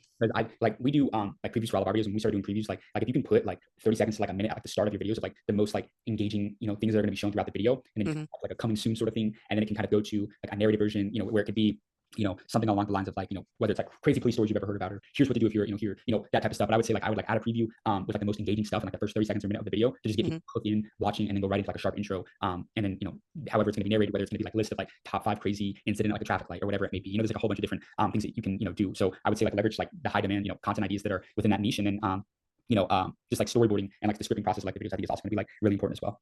Okay. Okay. Well, thank you. I appreciate it so much. Absolutely. Okay.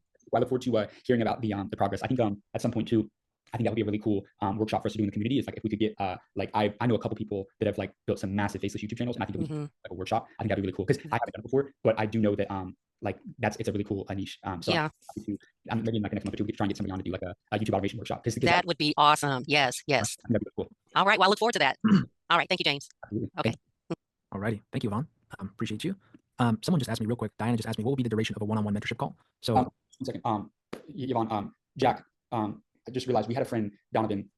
He did like something extremely similar. Jack, do you know the name of his channel? I could actually let me see real quick because I know that he actually just hit 100K actually. Jack may know it. Let me tell you real quick. It is, if you look at the channel, I know he's been doing really well. Let me see. Jack, if you know it, say it for me. I'm trying to find the name of it. It's gosh, what's the name of it?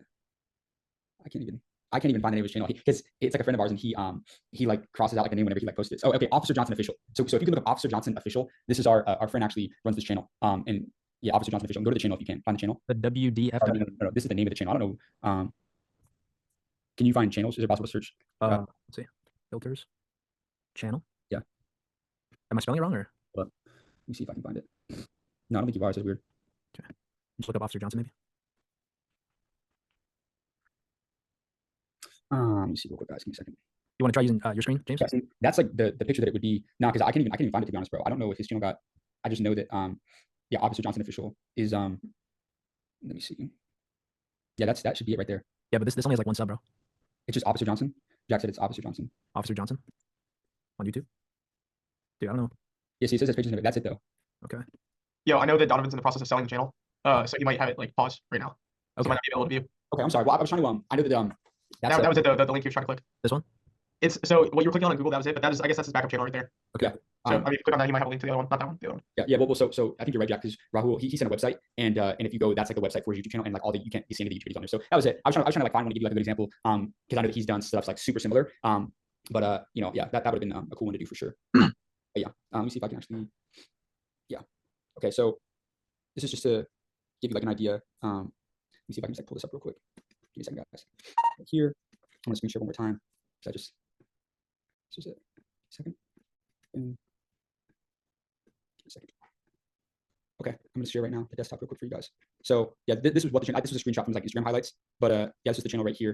It's called Officer Johnson. But like, see like the thumbnails and like the title, like when kids realize they murder their siblings. I killed. Like this is an insane. Like, I mean, these are ridiculous right here. But like, that's like, if I were you, Yvonne, like the concept that I would try to be like, going for is just stuff like that. This was the original channel, but yeah, I'm upset. I wish I could pull up a video for it, but that was just to kind of like give an idea. But oh well, we can find it. If I do find the channel again, I'll send you a link to it. And like I said, I will try and I think having a YouTube automation workshop would be really cool because a lot of people that are doing really well at that recently.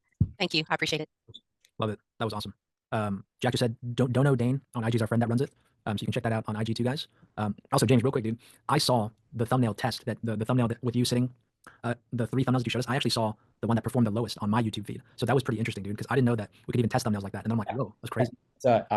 It's really cool. And I hopefully I've heard that the next one that they're going to do is split testing titles. I think if you can split test titles, I think that would be another great feature for YouTube to add. That would make it even better for creators to potentially find some more viral content naturally just by having the ability to do that. But yeah, it's super cool. Most people don't know that, but yeah, if you are posting YouTube videos and you have somebody making thumbnails, like even if you just do 2, like just do different texts, because you never know.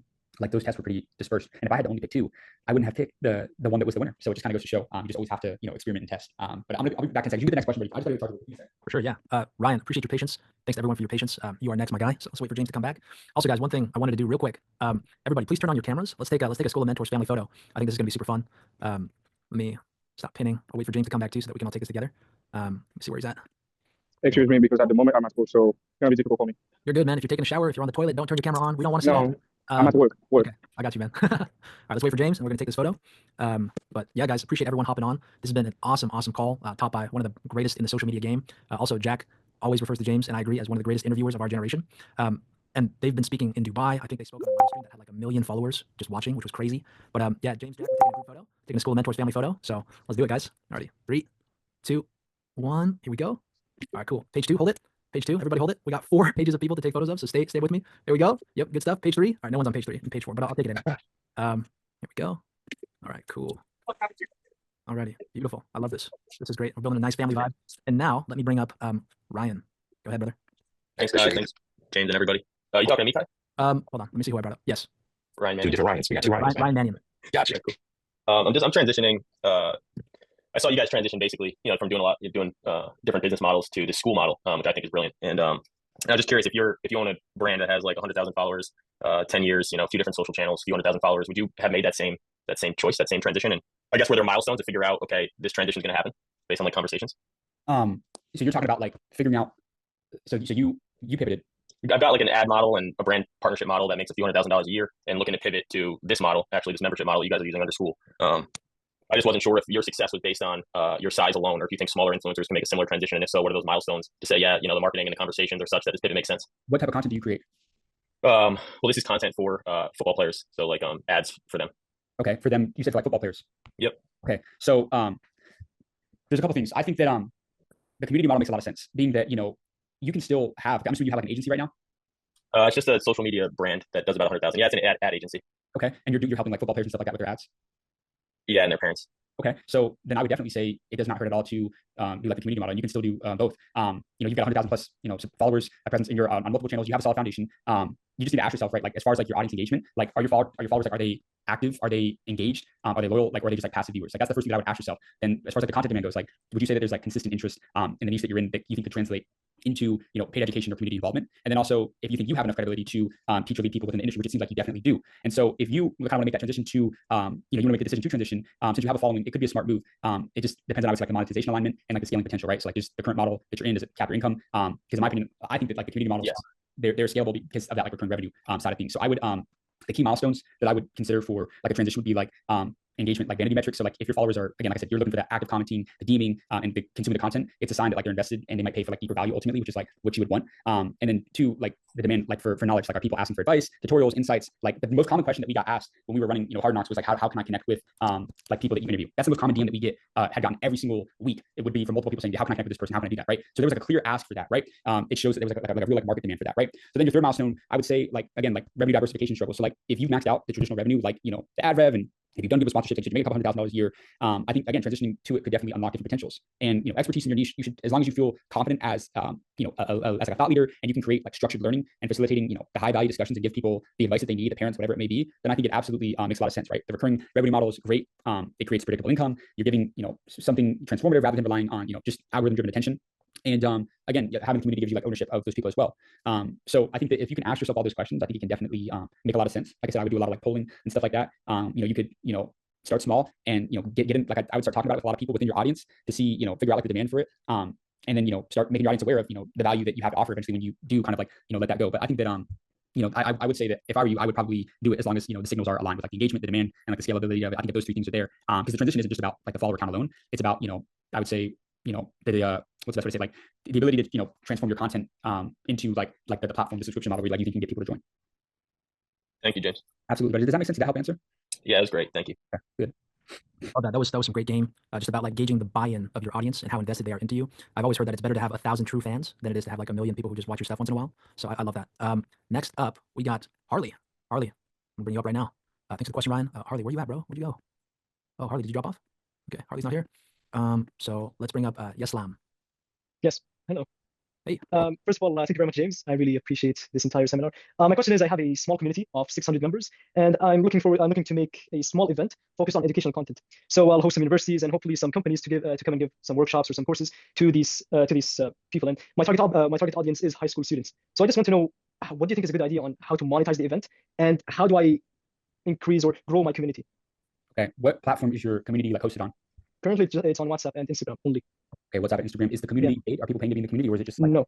Okay, so a couple different ways to monetize the event. So number one is going to obviously be sponsorships, right? So I would approach universities and companies, offer them the opportunity to sponsor the event in exchange for brand visibility, or giving them the ability to promote products that they have, right? So what you can offer them, logo placements on banners, event materials, and digital platforms, right? You can also have a speaking slot or a workshop session, to directly engage with students that one of them potentially may be able to host, or even booths for you could have booths at the event for direct interactions with students and parents, right? And then in regards to when you're pitching the value, highlight that they can directly access their future applicants, employees, or customers, whatever it may be. So for example, you could have 3 sponsorship tiers. You could have the bronze sponsor, which is $500 for a logo placement only. Then you could have the silver sponsor, which is $1,000, right? Logo placement and a workshop session.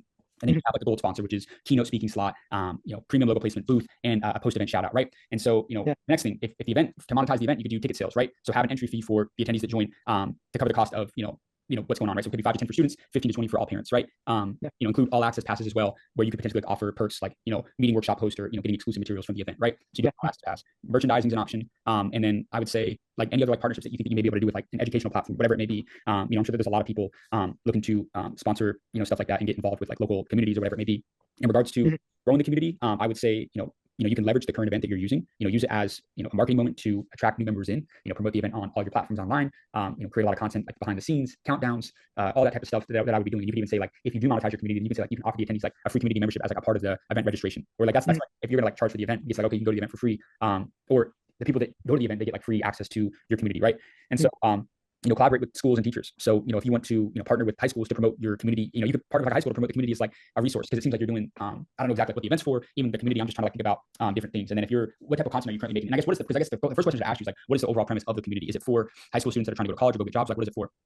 It's primarily for high school students that are aiming to get into college. Okay. So for the past 3 months, I've just been giving them some seminars on how to pass certain tests. Like for example, the SAT in the Middle East, we have MMCAT. It's a test, a standardized test. So yeah, I've just been trying to do things mainly online, but now I have a big enough base. So yeah. So a couple things in for sure. I would collaborate with schools, go to high schools and see if you can promote your community as a resource for the students. But then in regards to creating the content and growing the community, I would be posting content on all the platforms, doing stuff here are my top 3 tips for college applicants. Here's what I wish I knew before I graduated high school. Here's how to choose a career path in 60 seconds. Those are all ideas to kind of get you thinking about the different realms of the content that you can be making to help promote the community. And then you can even have a referral program, right? So if you launch a referral program, you can have current members invite friends, and maybe you can give them smaller rewards like gift cards, future events, shout outs, whatever it may be. I mean, just stuff like that, man, that I would be kind of trying to lean into, and then just make sure it's important. I would stay active between events. So if you have seminars, like I said, workshops in between, Q&A sessions with professionals, you have there's a whole bunch of different things, right? So be consistent. You're providing value, which is great. And then I would be building relationships with a lot of the schools and stuff like that, because education in general, man, a lot of these school boards have crazy money, and there's just a lot of opportunity all around there. So that's kind of what I would say in growing the community, and also in regards to how I would monetize the event. Thank you very much, by the way. I just have one small question. Who do you think are the best type of companies to go to? Should I go to big companies and ask them for sponsorships, or should I go and focus on smaller, more local companies?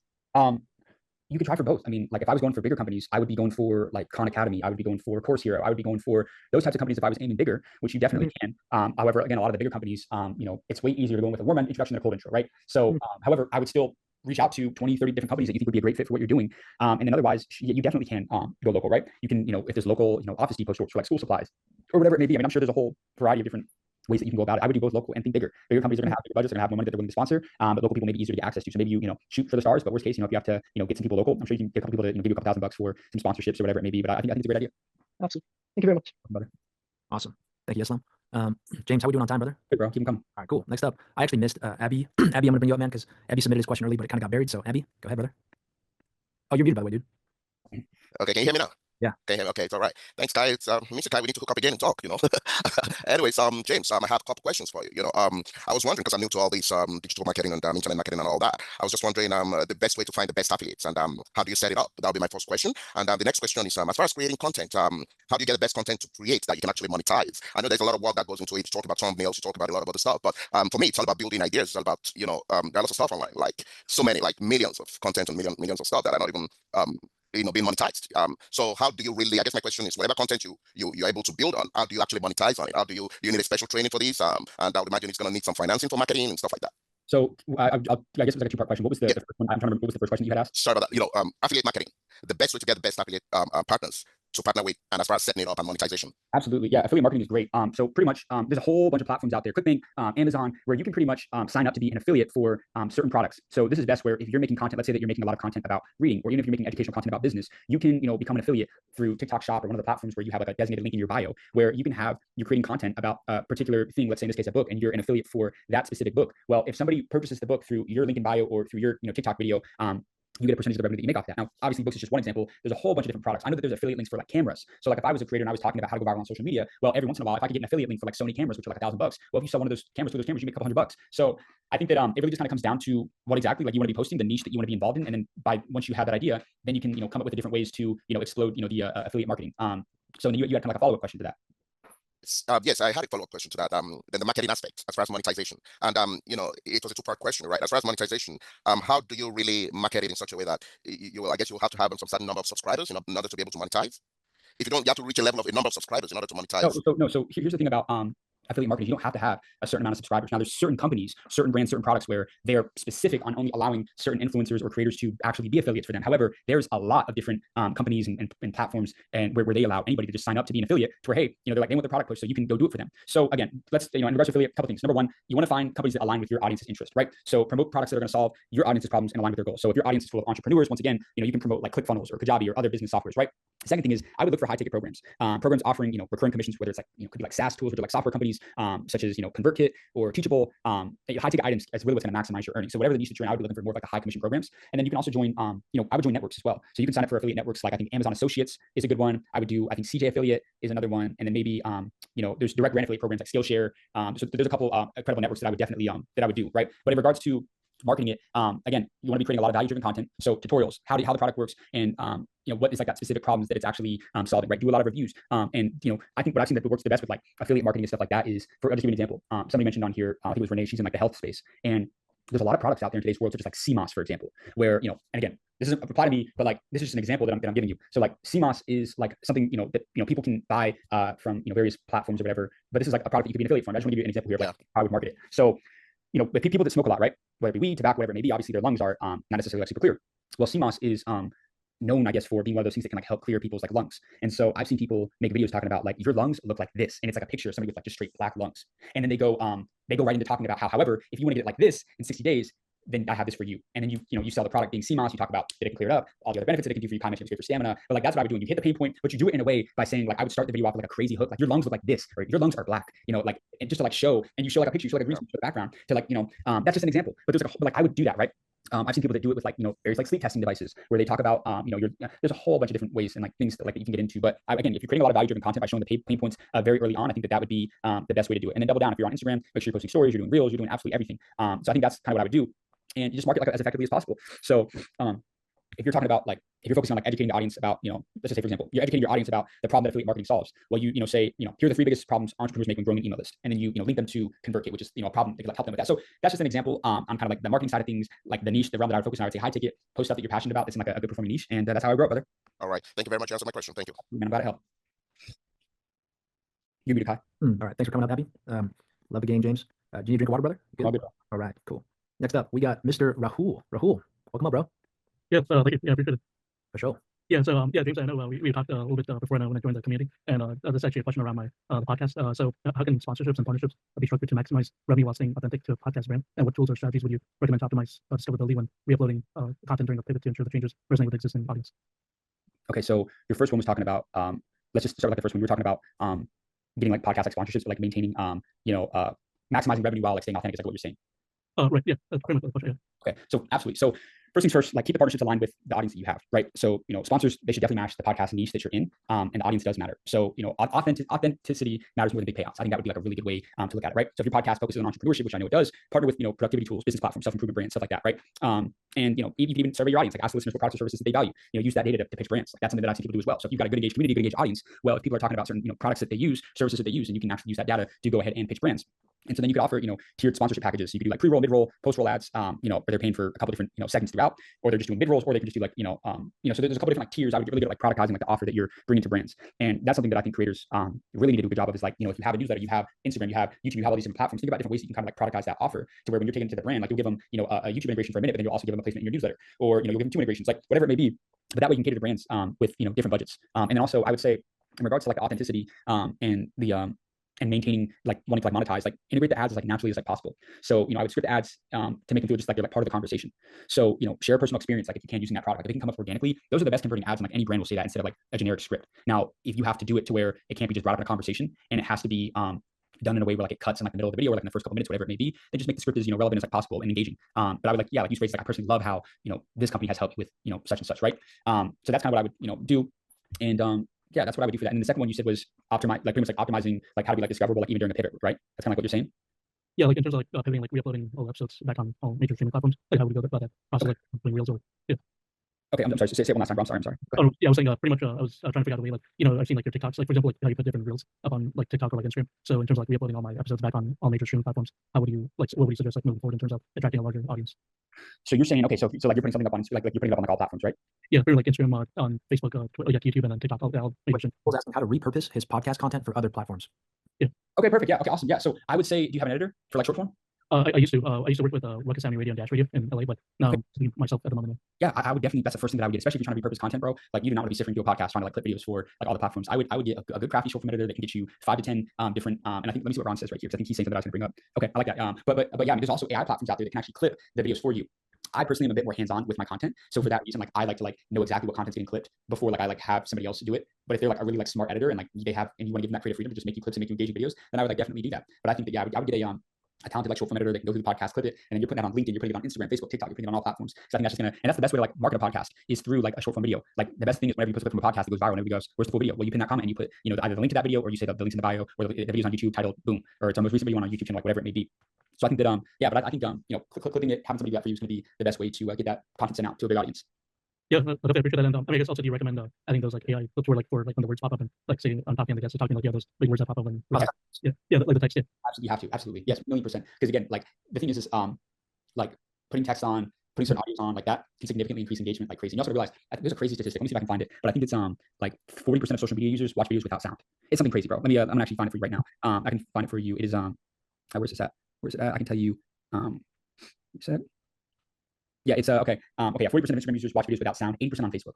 80% users on Facebook watch videos without sound. So captions can boost views by like 40%. So I would 100% have like subtitles that come up. You have to for sure. And how you edit that kind of comes down to like the brand that you want to create. But I would just find, the best thing that I would do when I'm finding an editor is before you hire somebody full time, like make sure that they can like make the type of content that you want. And most editors will like give you like a video for free to like show you like their editing style and make sure that you guys are like a good fit. But I would definitely like do that for sure. Love it. Okay, thanks so much. Absolutely. Thank you, Rahul. Just to reiterate, guys, James just said that 40% of people on Instagram watch their videos without having their sound on. So having those subtitles will help grab their attention and let them know what your video is actually about because their sound is off. So just connect that. And he said 80% on Facebook, which is pretty mind-blowing. Next up, we got Mr. AJ. Appreciate your patience, brother. You are up. Hey, what's up, guys? Can you see me? Can you hear me? Yeah. Cool. So mine's a little bit different. So I got a brick and mortar store, and I want to get more foot traffic. And I also got a YouTube channel that's connected, same name as the store, and all of our social medias are all the same. But I'm trying to see what you recommend for a brick and mortar shop. How can I leverage? I got 2,000 followers on YouTube, on my YouTube page, or 2,000 subscribers. We just hit that, but how I would leverage that to get more foot traffic into my store. Okay, so a couple things. Are you on any of like the other like short form platforms like Instagram, Facebook, TikTok, any of those? So I'm on TikTok, Instagram, YouTube, Facebook. Okay. Yeah, I'm on all those right there. Okay, and so what type of store is it? I'm just curious. I know you said brick and mortar, but what type of store is it? Yeah, it's a fishing shop. I'm actually in here right now. That's dope. That's super dope. Okay, yeah, I have a couple ideas. So for starters, the one thing I noticed about like the short form algorithms, and particularly the platforms on Instagram and TikTok, is that they are extremely good at geographical location pushing. Meaning that if you're creating content in a certain city and you get very specific about that within your video and in the text of your video, it has a much higher chance of getting pushed out to people in that location versus anywhere else. That's why, for example, I was in Dubai all this past week, but by the second or third day that I was in Dubai, my entire Explore feed, my entire For You page was content about stuff going on in Dubai or like humorous Dubai content. So it just goes to show how quickly it changes too based on where you are. So what city do you live in? So we're right here in Fort Worth, Texas. Okay, shout out Texas. I'm in Austin. But that's a great market for Fort Worth. There's a lot of people that are fishing out there. You know what I mean? So it's smart, great location. A lot of people are fishing out there. I would be making a lot of content about being that you're in the Fort Worth area. And also, if you can do like just some due diligence and look up like if there's any, which I'm sure that there's a ton, like Fort Worth like Instagram pages, for example, there's like 365 Austin, there's like Austin, there's like 10 different like Austin theme pages where these creators have built their followings to tens or hundreds of thousands of followers. They just post events that are happening in the city, new restaurants opening up, all that stuff. And what you could do is you could look up a list of 5 to 10 different pages that are focused in Fort Worth, and I would primarily say on Instagram because Instagram's the best platform for building community. You're gonna have a much better chance of building community and driving traffic, I think, through Instagram because there's a lot more theme pages. Being that a lot of these theme pages post static content. Static content meaning it's like not only are they posting videos, but they're also posting like static headlines or posts. I would reach out to 10 to 20 of these accounts on Instagram that are like look at the biggest Fort Worth specific channels. Prime example, I'm gonna pull up Instagram right now, right? We're gonna pull up Instagram, we're gonna just look at Fort Worth, right? And so let's see, Fort Worth events, whatever it may be. I'd have to do a little bit of like, or actually I guess it'd be, let's see, Dallas, Fort Worth. Let me see, I'm sure I can find something good. Okay, prime example, right? Like Dallas, Texas TV, right? 1.4 million followers. And you can, I'm sure like I would just have to like look it up and it'd probably take a bit of time, but I would be like trying to compile a list of like 10 to 20 different pages that are in Dallas. And what you could do is you could either offer them an incentive where, hey, if they have a sizable following, you could offer them the ability to come by and give them a free piece of equipment. And or maybe some of them they do have to maybe a little bit of a fee, but maybe that marketing really is worth it because maybe they're able to drive some good traffic. That's why I would probably like vet the page. I would see maybe look at who their audience is a bit more. Being that it's fishing, probably would cater a little bit more towards men. But I think that that's definitely a step that I would do. Would be reaching out to compiling lists of the Dallas Fort Worth pages, and I would be reaching out to a lot of them to figure out how could you guys partner, how could you do an event, how could you do something like that together, right? And figure out a couple different ways. In regards to like creating the content itself, like I said, the short form ones in particular, Instagram and TikTok, are great at putting the geographical location in front of people that need to consume it. Being that you're brick and mortar, I would be leveraging the fact that you are in the Dallas Fort Worth area, talking about like, we've got the best store for this here. But I wouldn't even lead with that. I would lead a lot more with like the fishing content, talking about the stuff that you have, right? So I would post content talking about what makes the store unique. If there's behind the scenes tours, maybe if there's something interesting going on there, if you can post like walkthroughs or customer testimonials, like have a customer to talk about an experience, or like if they're down for it, I mean, get crafty, get creative with it. And then like if you do, like I said, any like live events or promotions, like just make sure that you like document it. So if I was like a coffee store, I would do like live coffee hour tasting, this Saturday, and I would like document all of it. But then like if you are like more like on like the YouTube route as well, create YouTube only promotions. So like if you could share exclusive discount codes to all of them and stuff like that. And maybe even like find a way to like gamify the engagement a little bit. But I think that those are probably some things that I would do. And then just like I said, definitely with YouTube is like optimizing for like a local SEO. It's like using location-based keywords in the descriptions or the titles of the videos, best fishing store in all of the city. I think that would be really important. And then just if you can build like a community around like the YouTube brand as well. And that's the other thing as well. So like what type of content are you posting on YouTube? So it's funny because the first video I ever posted was a mosquito fogger hack that I made. I actually built one and it's got over like 100,000 followers. Or I got 100,000 views on that one. And then I started switching up to doing fishing content. But I've been doing fishing content on that YouTube channel now for a while because I've been trying to do that pivot. And it's like you said, you don't know how long it's gonna take. But I've been getting more and more people that are now like geared towards the fishing. But I didn't lose a lot of subscribers from doing the pivot or whatever because I still had like some how-to videos on there. But right now, yeah, especially that we got the store, we're just doing pure fishing content now. Like actually go out fishing and do the whole GoPro thing and all that stuff. I like that. Yeah, I would get as like creative with it as possible. Because that's the thing is like especially like the end goal is to drive revenue for the business. But like you can monetize the channel itself and get sponsorships. But then also you can easily plug in. That's why I would say like with like the SEO, be really diligent about including of like where it actually is. So that way like you can drive a lot of like traffic to the store itself. But I would say long form, you could probably focus a lot more on like the lifestyle content. If you want to do like a contest with like some of you and your boys, get a couple of the guys together, go do like a contest, make it fun, like get people in on it to buy into you as the brand, as the guy that owns the store itself. And then I would say, like I said, short form though, I would definitely partner with a lot of like local pages in Dallas Fort Worth. Either put on an event, either have them do a promotion for you where you give them like a free piece of equipment, or if they're like, hey, it'll be like a couple $100, whatever it may be. A lot of those places are a lot more like flexible too on different promotions and stuff like that. Maybe you can work out a deal with them. Some people are going to be dickheads. Some people you're not going to be able to like figure something out with necessarily. But I would definitely do that approach. And the reason why is because especially like if somebody was like a food truck or they just opened up like a new restaurant, that's like and they're in Austin, I'm like go to Austin Foodie, go to like Austin Eats, and go because if they make one video and it does well, it's like dude, you're gonna get hella traffic. Like you make the most presentable food for them to like look at, and that's what's going to drive the business ultimately, right? So that's what I would do. Awesome, man. Thank you. Absolutely, bro. I love that. I want to chime in real quick too on that. Neil Patel, I think he told you, James, like the highest ROI is those micro influencers in that like it's like a 33% return on investment. And like I said, they were super flexible. So like most local pages, how do I find those guys? It's not that hard, man. Like I said, I would just you can just search a whole bunch of different keywords. Like you could do like Dallas fishing or Texas fishing, or you could be like I would like you could probably go to Safari, go to Google, and you could just look up Dallas-based Instagram accounts. And what you'll find is like a lot of like different like blogs that are like affiliated with this Instagram channel where like they are only making content about events, new restaurants, new openings, stuff like that coming to Fort Worth and Dallas. Just a bit of research. If you spend 30 minutes an hour, I guarantee you come up with 10 to 20 different accounts that are in the Dallas Fort Worth area where, like I said, like they're promoting a lot of different like companies, a lot of different stores and stuff like that. And being that it's like I said, brick and mortar, I think that combined with the short form content would be like a great way to drive some good traffic at the store. Heck yeah. AJ, I also wanted to share this with you too. I just watched this YouTube video on Mind Valley with this guy named Carl Case, who built $1 billion companies before turning 31. Basically, his friend wanted to compete with Starbucks, and he turned the number one failing cafe into the number one coffee spot in LA in just 2 weeks.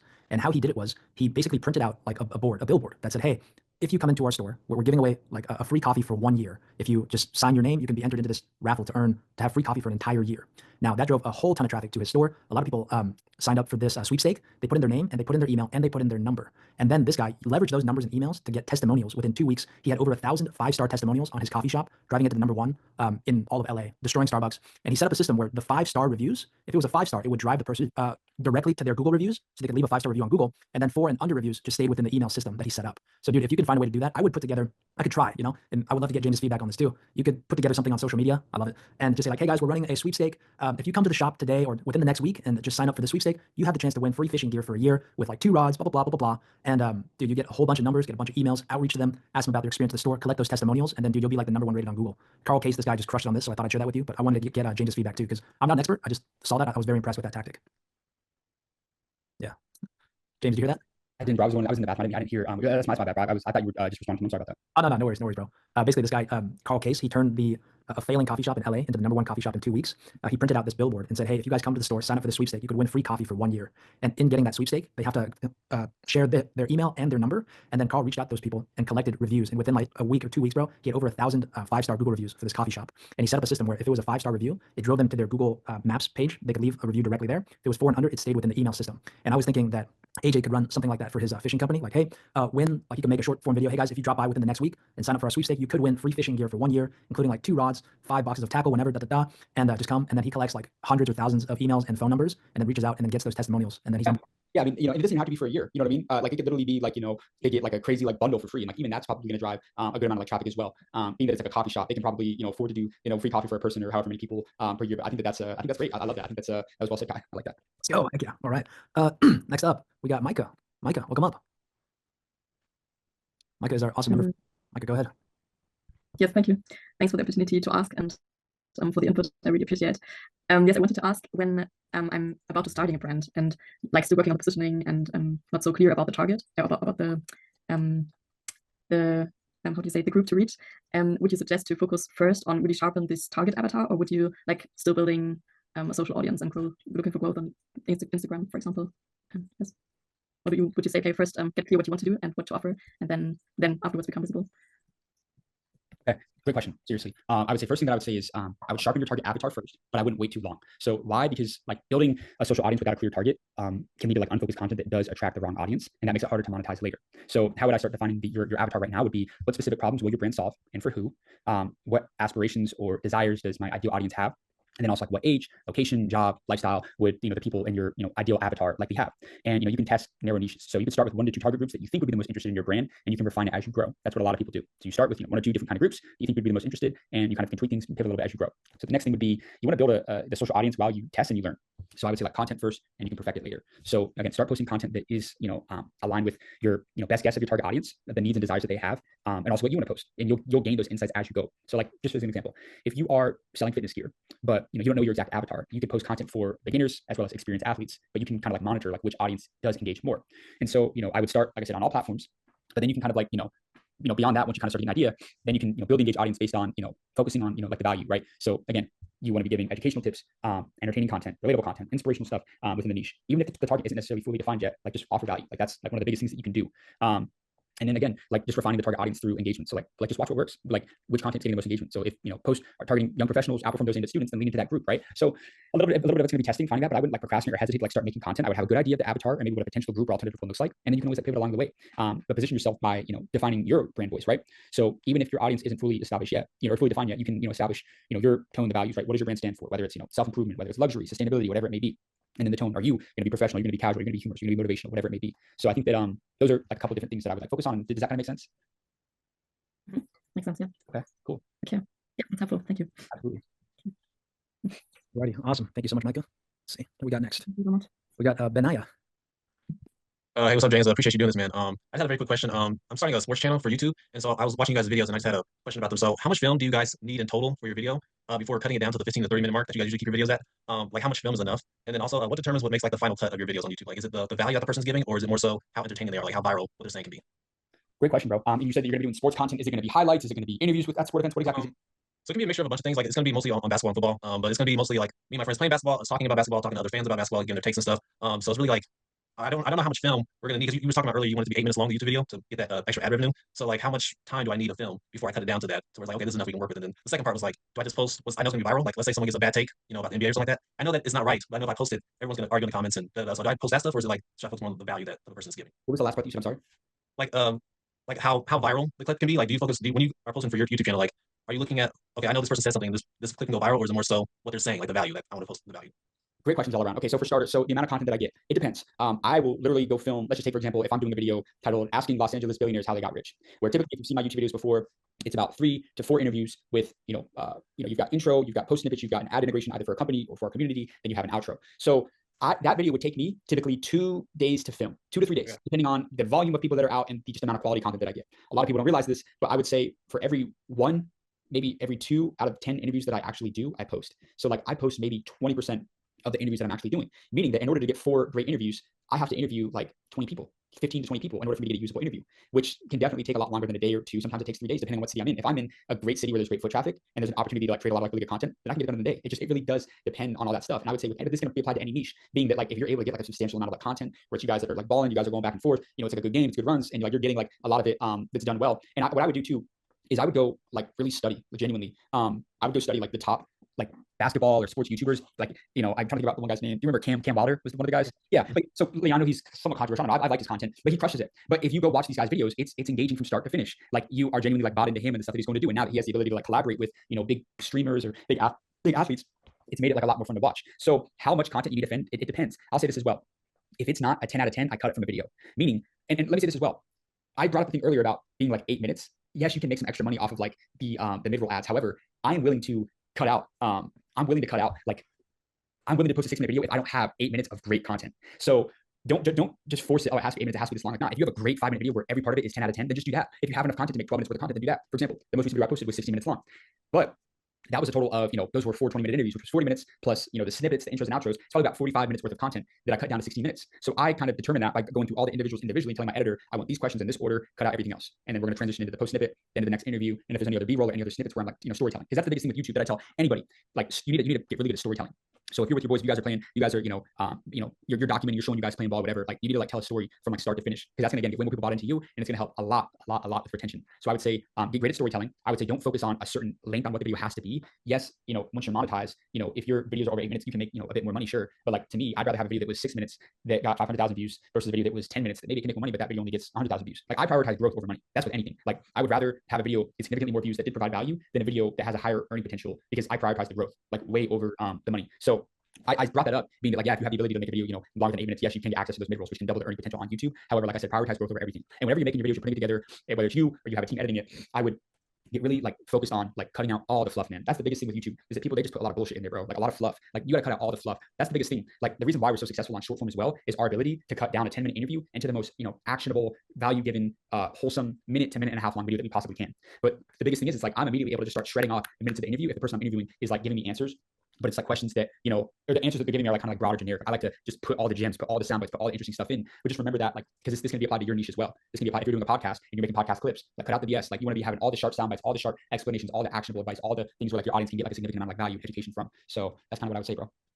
Okay, I appreciate it. I know you guys have to go, but real quick, for the questions, do you already have that planned, or is it just kind of like you just go back and you go based off of what they're saying, like just like this conversation?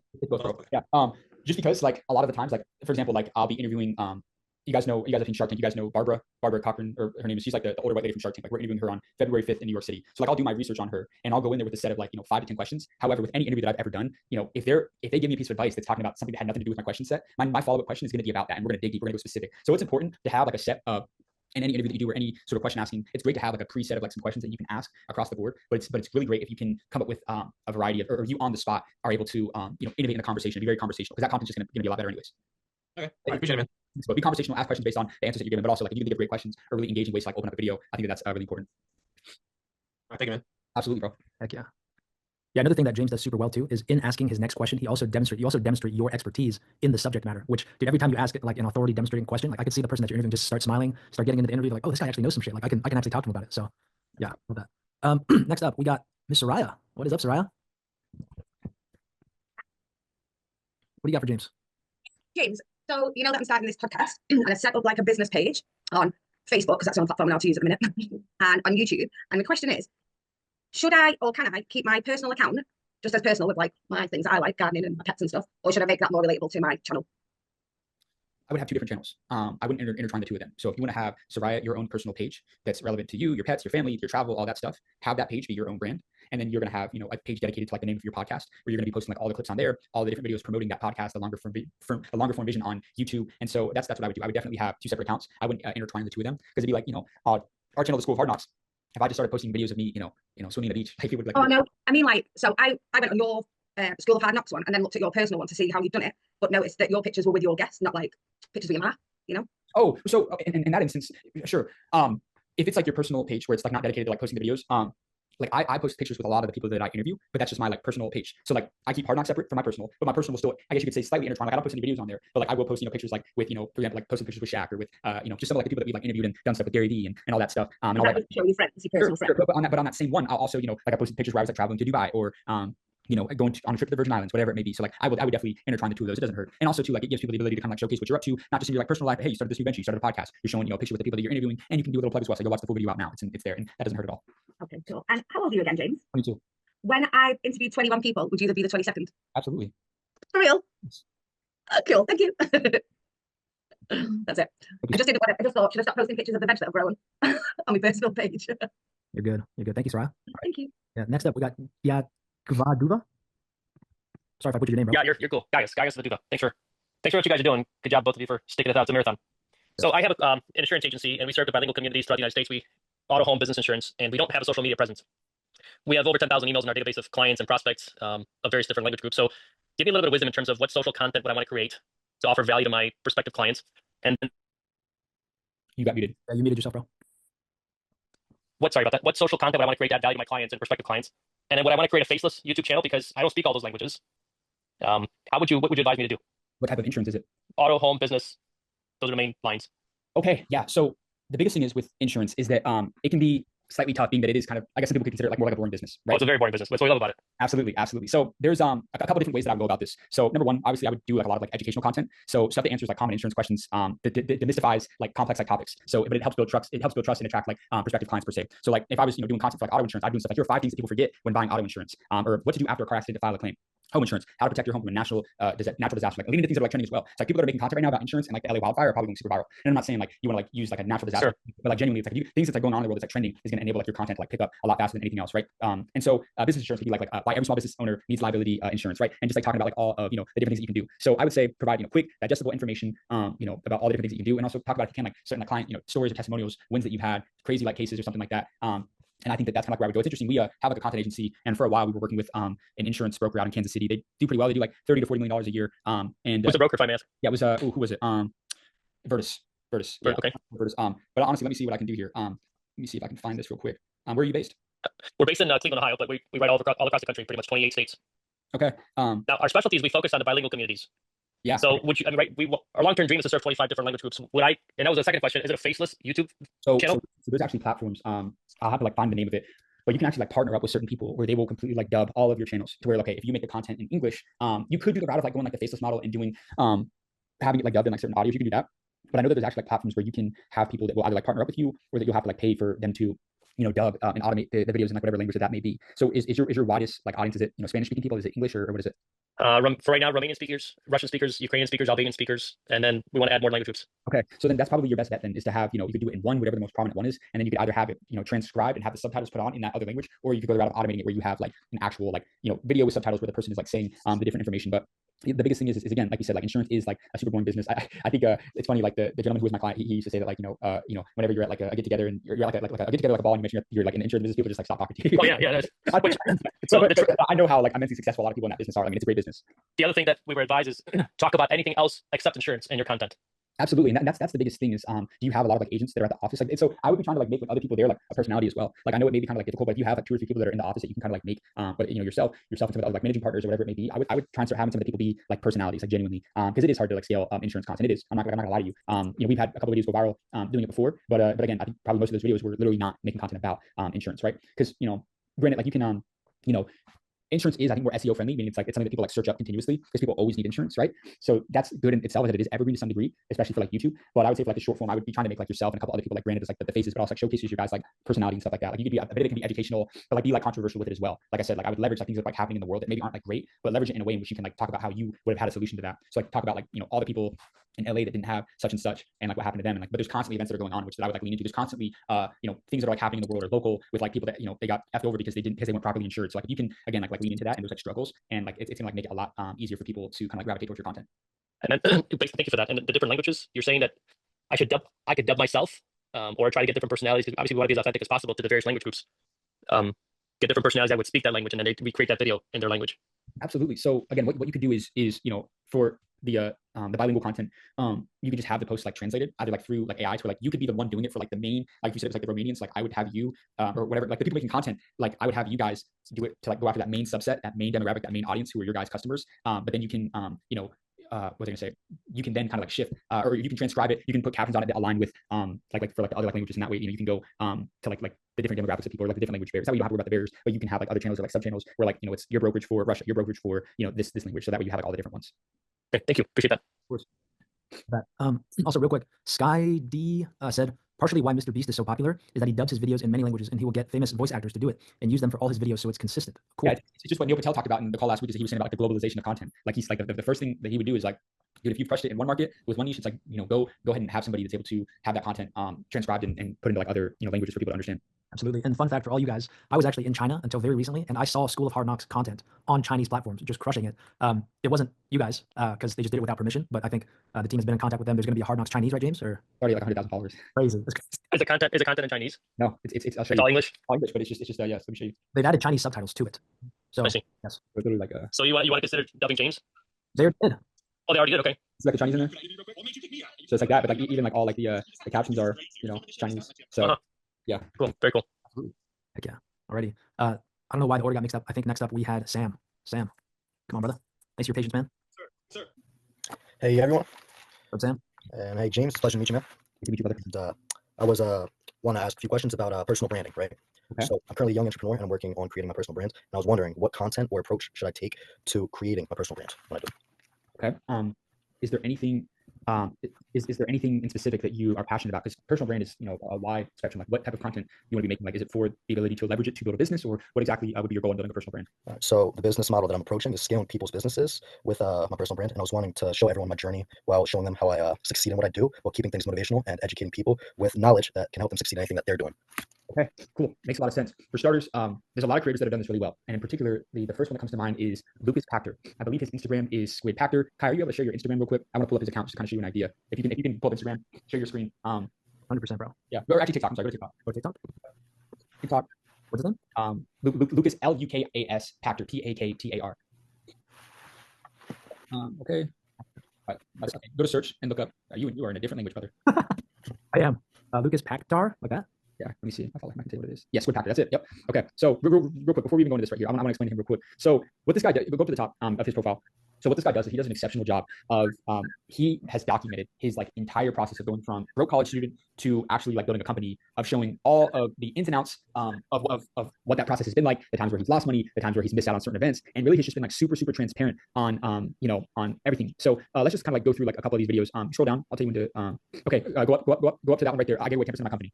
I just gave away 10% of my company to someone for free. I've been building this business for the past 2.5 years. We're currently valued at $10 million for this raise. And I just gave away 10% of our company to the founder of the fastest growing e-com and clothing brand of all time. This guy's business does what my business does in a year, every single day in terms of sales. And to be honest, he has every resource, every connection, every relationship, every bit of experience and infrastructure he needs to go and build our business on his own and get 100% of it. But instead he decided to join our team, take some equity, sign a non-compete, and help us build our business too. So far it's been insanely helpful, both in terms of strategy scaling and also in terms of raising money, because we're trying to raise 1.5 million right now. But it's a huge risk both to us and to him. I have a really good gut feeling about it though. I think this is going to be an insane year for our company. Let me know what you guys think though. Would you just get 10%? So again, how did we start off the video? I just gave away 10% of my company, right? So he understands like you have to start with like an effective hook, right? And then he tells a great story about, bringing somebody in. So, and let's go down to a couple of these and then we can kind of like break them down. So here, let's see that one right there. Go up. Let's do the one with the background, SpaceX. Elon Musk just gave out free Starlink for everyone in LA dealing with the fires. And all I'm seeing online is hate about why he didn't do more. You can call me a bootlicker or whatever you want, but how much did you do? Like how much did you donate?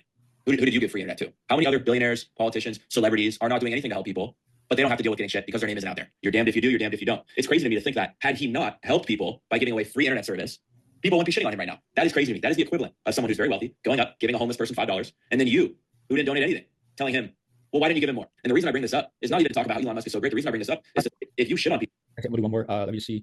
Just keep scrolling down. Let me see.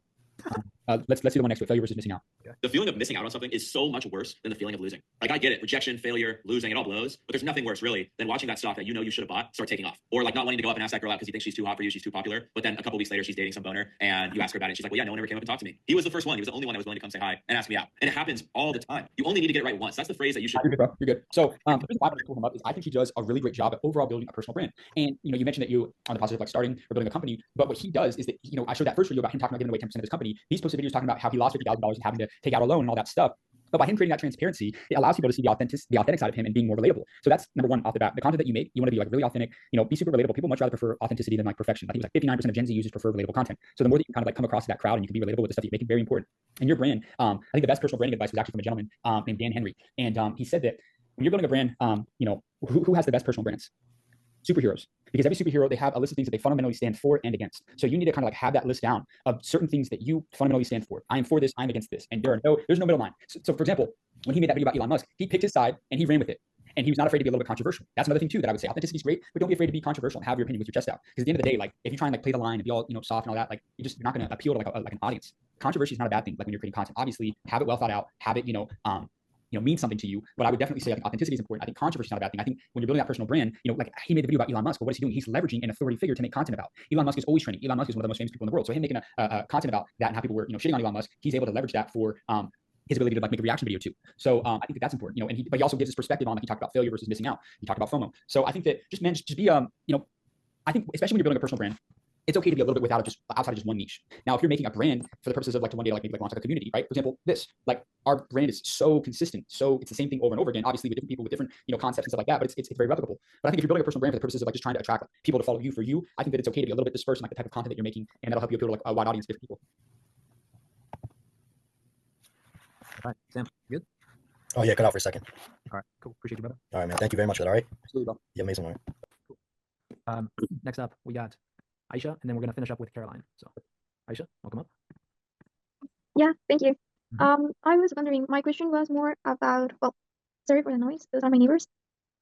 Once you're exposed on social media, how do you protect your image? Like, how do you protect your image or the use of it on the internet? So what do you mean, like how do you protect your image? Like from what exactly?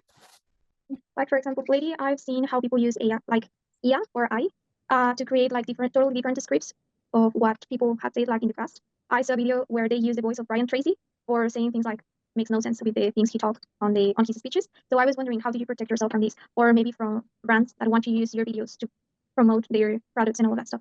Okay, yeah. So again, control the content that you post. So when you create content, whether it's photos, videos, posts, like retain copyright ownership. So this allows you to dictate like how exactly it's used. So if somebody's using it in a way to like promote or market something, I would message them and be like, yo, you can't do this. Otherwise, you now have the realm to pursue some sort of like legal action. For example, I've seen this where super famous podcasters like Joe Rogan, I've seen like companies in particularly like cryptocurrencies, not any super legit ones, but I've seen them make TikTok accounts where they like do AI generated Joe Rogan podcast where they like completely like warp what he's saying and telling people to like go buy this cryptocurrency. So that company probably legal purposes, people have the ability to like go after them. And I would say like the same thing for you.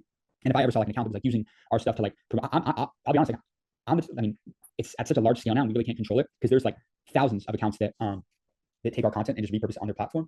And every once in a while, like, I don't mind it, especially if it's like a business page or motivational page. Where I have the issue is I've seen accounts grow like 20, 30, 40, 50,000 followers, 100,000 followers on a platform, just taking every single video that we're posting, not crediting us, using our picture, using our logo as the logo. And it's crazy like how that actually works. But I think that, you can't, like, whenever you're creating content or your pictures are out there, your videos, like, you're always at risk. Anybody, celebrities, anybody's at risk for their content to be warped, or somebody can AI generate what you're saying and all that stuff.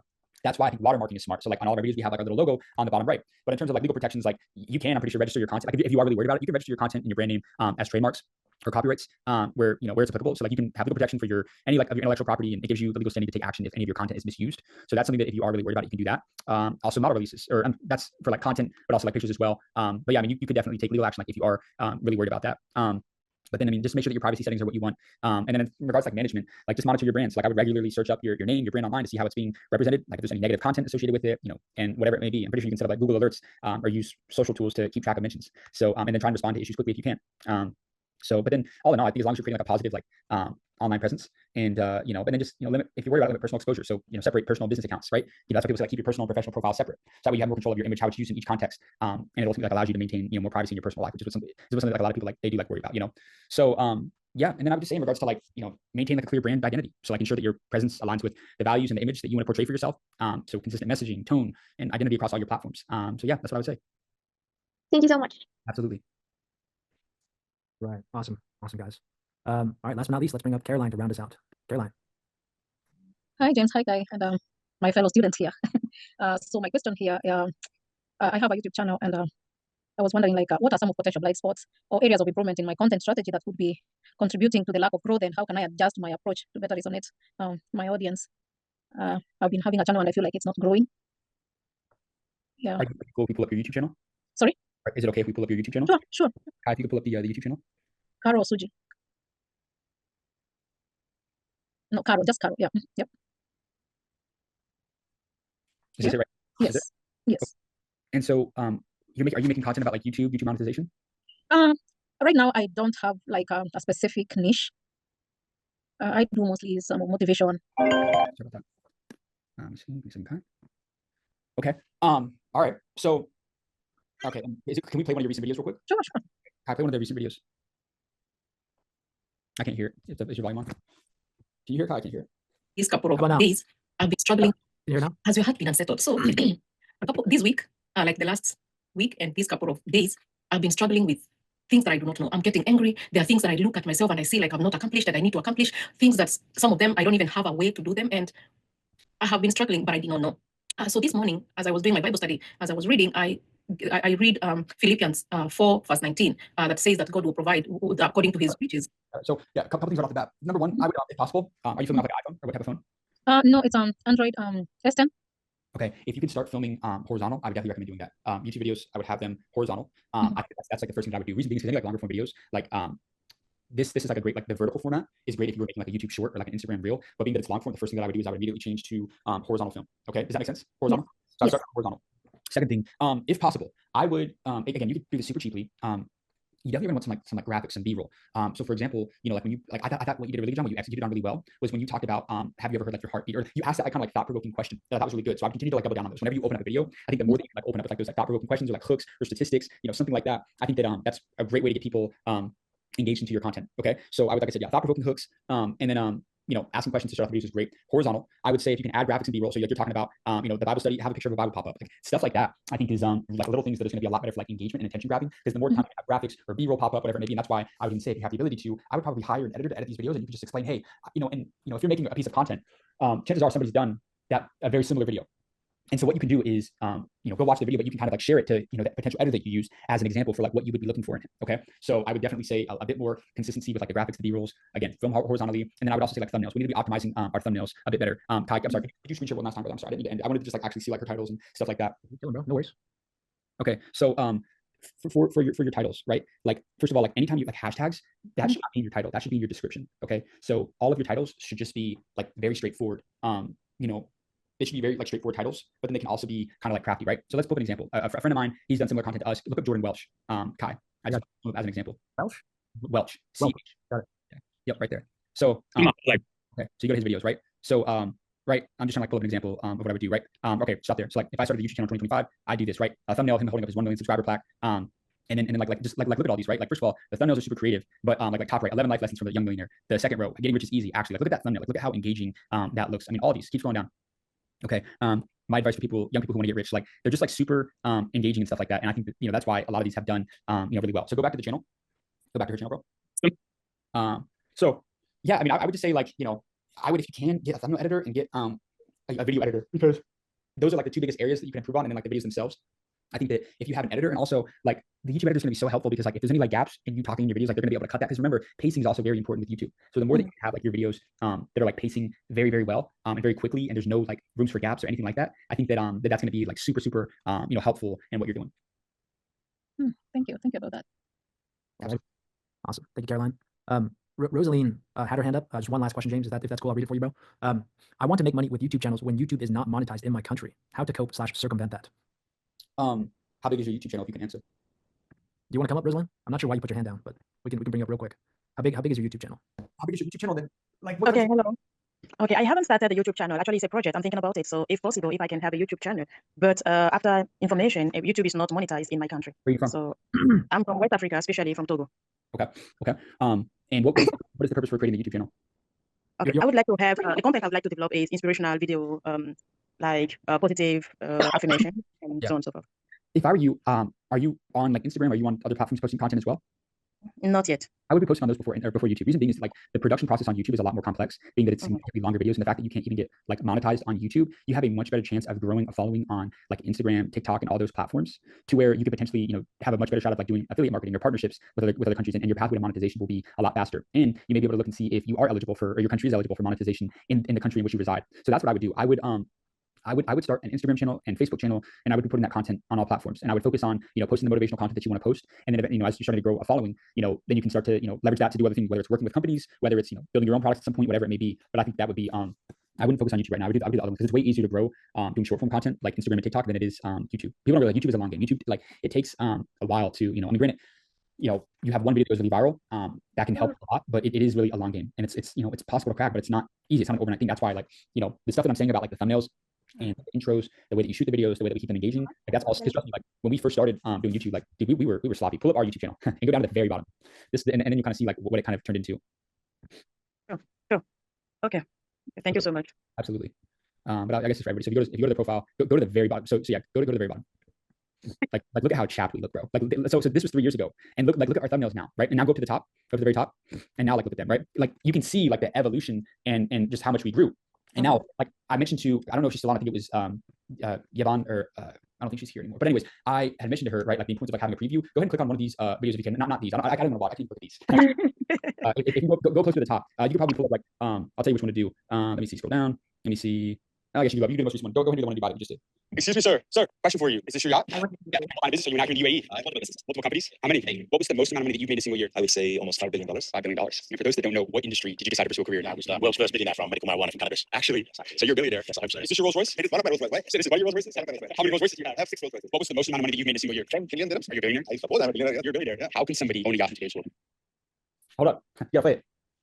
Guys, in one of the wealthiest cities in the entire world. And today, I'm going to be going all over the wealthiest parts of the city to interview millionaires and billionaires to figure out how they created their wealth out here and how you can do the exact same thing going into 2025. So with that being said, let's get this video on the way. Should I keep playing? No, I mean, yeah, just play for like 10 seconds. So, and I'll kind of like break down like the framework again. So hold up. And then it goes right into the, okay, yeah, you can pause it now. So again, super engaging like preview. It's like 30 seconds to like a minute long, right? That preview where I'm showing like the highlights, the best of the best in the video, right? Have your preview. Then it goes into coming soon. Then it goes into intro where it's like, okay, this is the video, this is what we're doing. And then boom, show some B-roll. And then we're going right into the video. So like everybody who's on YouTube, I would have some sort of like preview because that's going to be like really engaging and getting people to like watch your content. So that's what I would say. But yeah, I mean, again, like if you go back to like our channel, I think like it's important to like go down all the way to the bottom again, even though I'm gonna have to close my eyes. But, okay, so Kai, do you have any idea on who is making all this content? It was you three switching off, right? Yeah, and we were making these terrible thumbnails. Keep scrolling up, keep scrolling up, keep scrolling up, scrolling up, scrolling up, scrolling up. So like as you can see, when did we have like our first video that started to do well? Well, and guess what? And that video was made by somebody else other than us, or that thumbnail was. So, and then if you keep scrolling up, you'll see like our first big video was the one with Todd on it. Keep going, keep going, keep going, keep going. I think, or you go down one more. Right, the one with Todd on the bottom left. Yeah, 830,000 views. See that? I mean, that's like when it really started to like our YouTube really started to take off. But and then if you scroll up, and then you can see like the evolution of like how the thumbnails just gradually get better and better. Like that one, like meet the most interesting man on the planet, right? Like the guy's an ER doctor. The video owns like 13 businesses in Houston. So like that's really like play that video. Excuse me, bro. Is this your Rolls Royce? What do you do for a living? Meet the most interesting man on the planet, otherwise known as Abdullah Kudrath. Over the last decade, AK has not only been an emergency room doctor, but he has emerged as one of the most prominent entrepreneurs throughout Houston, Texas, by creating over 7 companies. And we've got a Lamborghini Urus SUV with a wide body kit.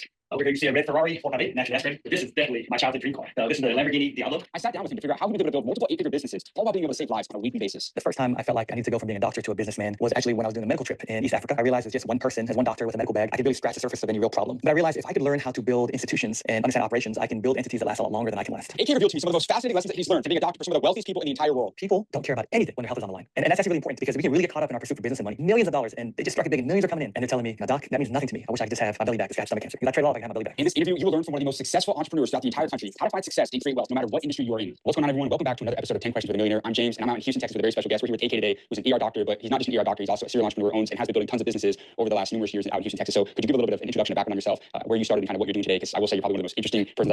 You can pause it. So again, I just wanted to show that again, because you saw like start to finish of that like preview was me building this person up to be like, I don't know, if you guys were just clicking on that video, you may want to stay and watch a little bit of it because of like how interesting like the preview was by selling the person that I'm interviewing. And that's really the same way that whenever you guys are making your videos, I love the idea of having a preview because it enables you to like sell the video a bit more as opposed to like just jumping in and not really having like a super engaging thing. So yeah, I just kind of wanted to like show that, show a little bit of like the evolution of like the channel, but then also like some stuff that's like really worked for us and kind of how you guys can implement some of the same things. Okay, thank you so much, James. And then another fear that I have is to how do I handle my face on the social media? Because most often I'm afraid of the camera. I don't want my face to be out there, but I don't mind having my voice out there, but not my face. How do I handle that fear? Well, I mean, you gotta.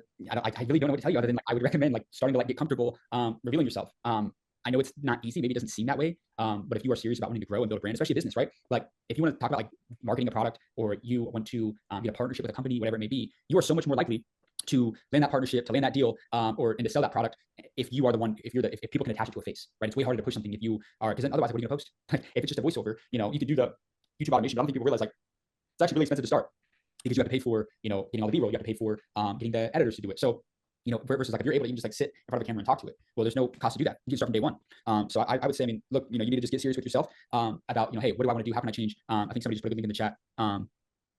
Yeah, I would just try and, you gotta just get used to it. All it takes is one, too. Like, everybody's video 1 is different from their video 100 if they were consistent. So, your first video is probably not gonna be great. Your second video may not be great. Your first 10 might not be, but over time, you're gonna gradually get better and better and better, and you'll pivot and you'll figure out what works and you'll double down on what works and you'll get to success. Okay. Thank you so much, James. Absolutely. Thank you. Awesome. Cool.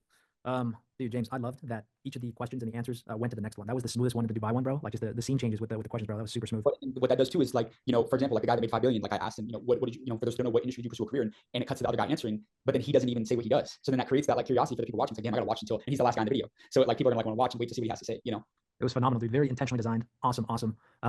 Guys, I really appreciate y'all. I did say I was going to cut it with Caroline because James has been on for like 4 hours now, just nonstop, dropping insane game for you. If you want to book a one-on-one with James, he's available for one-on-one sessions through us at the School of Mentors. So definitely give James some love. And if you want further amazing value from James, find him right here at that link. But yeah, any closing words, James? Man, Elias, yes, there will be a recording call. I saw somebody say which software is the best to use with editor. If you're editing the content yourself, use Adobe Premiere Pro, but I would recommend hiring somebody if you can to do that. But no, guys, like I said, I think every month the goal is to do something related to like media and content creation within the community because of how important it is. So I'm happy to be able to get on, once a month and just kind of help people break down their content and just kind of like answer questions. Like I said, I bring in the business people every week because they know the ins and outs of business. I know a lot about business, but like I really, really know a lot about, social media, the algorithms and all that stuff. So, yeah, I look forward to connecting with everyone again, seeing everybody soon. This upcoming week on, I believe, the Tuesday at 11 a.m. Eastern time, we're going to be hosting a live call with Pace Morby, who's one of the biggest real estate entrepreneurs in the country. His business does 150 million a year, and he is extremely tactical, extremely savvy. So Tuesday at 11 o'clock Eastern time in the morning will be our next call with a crazy good entrepreneur. So I look forward to seeing everybody there, and I hope everybody has an excellent weekend. Let's go. Hey, everybody, if you could please turn on your cameras and show James some love real quick. Just appreciate him for all the value that he dropped today. Let's show James some love, guys. So let's turn this on. Thank you so much. Thanks so much, James. Yeah, really appreciate it. Absolutely, guys. Thank you so much, James. Thank you. Appreciate you, James. Appreciate it. Thank you so much, James. Appreciate you guys. Thank you, James. Thank you, James. Absolutely, guys. Let's go. Let's go. Guys, also, I want to say James just got back from Dubai. He's probably insanely jet lagged, but he still made it for this call. So massive kudos to you, James. Appreciate you, bro. And I'm actually going to turn this into a networking session, but James, you're good to go, bro. I'm just going to help some more people connect with other members. But bro, appreciate you, man. Thank you so much. Yeah, I look forward to seeing you guys on Tuesday. Alrighty. Oh, man. Dude held on for 4 hours. That was crazy. Oh, geez. I wanted to share something with you guys as well. If you know Pexels, you guys heard of Pexels? PEXELS.com. Pexels is great for some of the best free like stock photos and stock videos. You can get some really, really amazing B-roll on Pexels as well. So check this out. Like we were talking about Caroline's Bible thing. Like you could get some nice Bible B-rolls and it's free. You just throw this into your video. It's really amazing. So check out Pexels. It's a really, really great resource for stock photos and stock videos. But with that, appreciate everyone staying on. If you guys want to stay on for a little extra longer, meet some other fellow members, feel free to. If you got to bounce, go ahead and bounce. It's all good. No worries. I'm probably going to break us out into some breakout rooms so that you guys can meet some other members just for a little bit. Jack, you're free to go too. If you want to dip, if you want to stay, it's all good. And then guys, what I would love for us to do is I'm going to break us out into some breakout rooms, probably 4 to 5 people per room. And then if you would do a quick self intro, a little bit about who you are, what you do, and a fun fact about yourself. And then you can start talking about whatever you want to talk about. So let me give you an example. NK actually saw me do it earlier, but yeah, I would say something like, hey, what's up? My name's Kai. I'm the School of Mentors community manager. And I was actually made in China, but don't worry, the quality's good. 100%. It's like I was made in Germany. Engineering's fantastic. And I came to the States when I was 6 years old, went to UCLA, graduated with a degree in communications and a minor in entrepreneurship. I think I'm probably one of the few in the world to actually be using what he studied in college. And my fun fact is I do enjoy singing in the style of Elvis, Nat King Cole, and Frank Sinatra. So something like that, guys. And now let's break out into these breakout rooms. I'll pair you up with some fellow members, and then you guys can start meeting some fellow members. So let's do this. We got 25 people. Let's make 5 breakout rooms. Go ahead, guys. All right. Feel free to cruise over, meet some new members. Okay.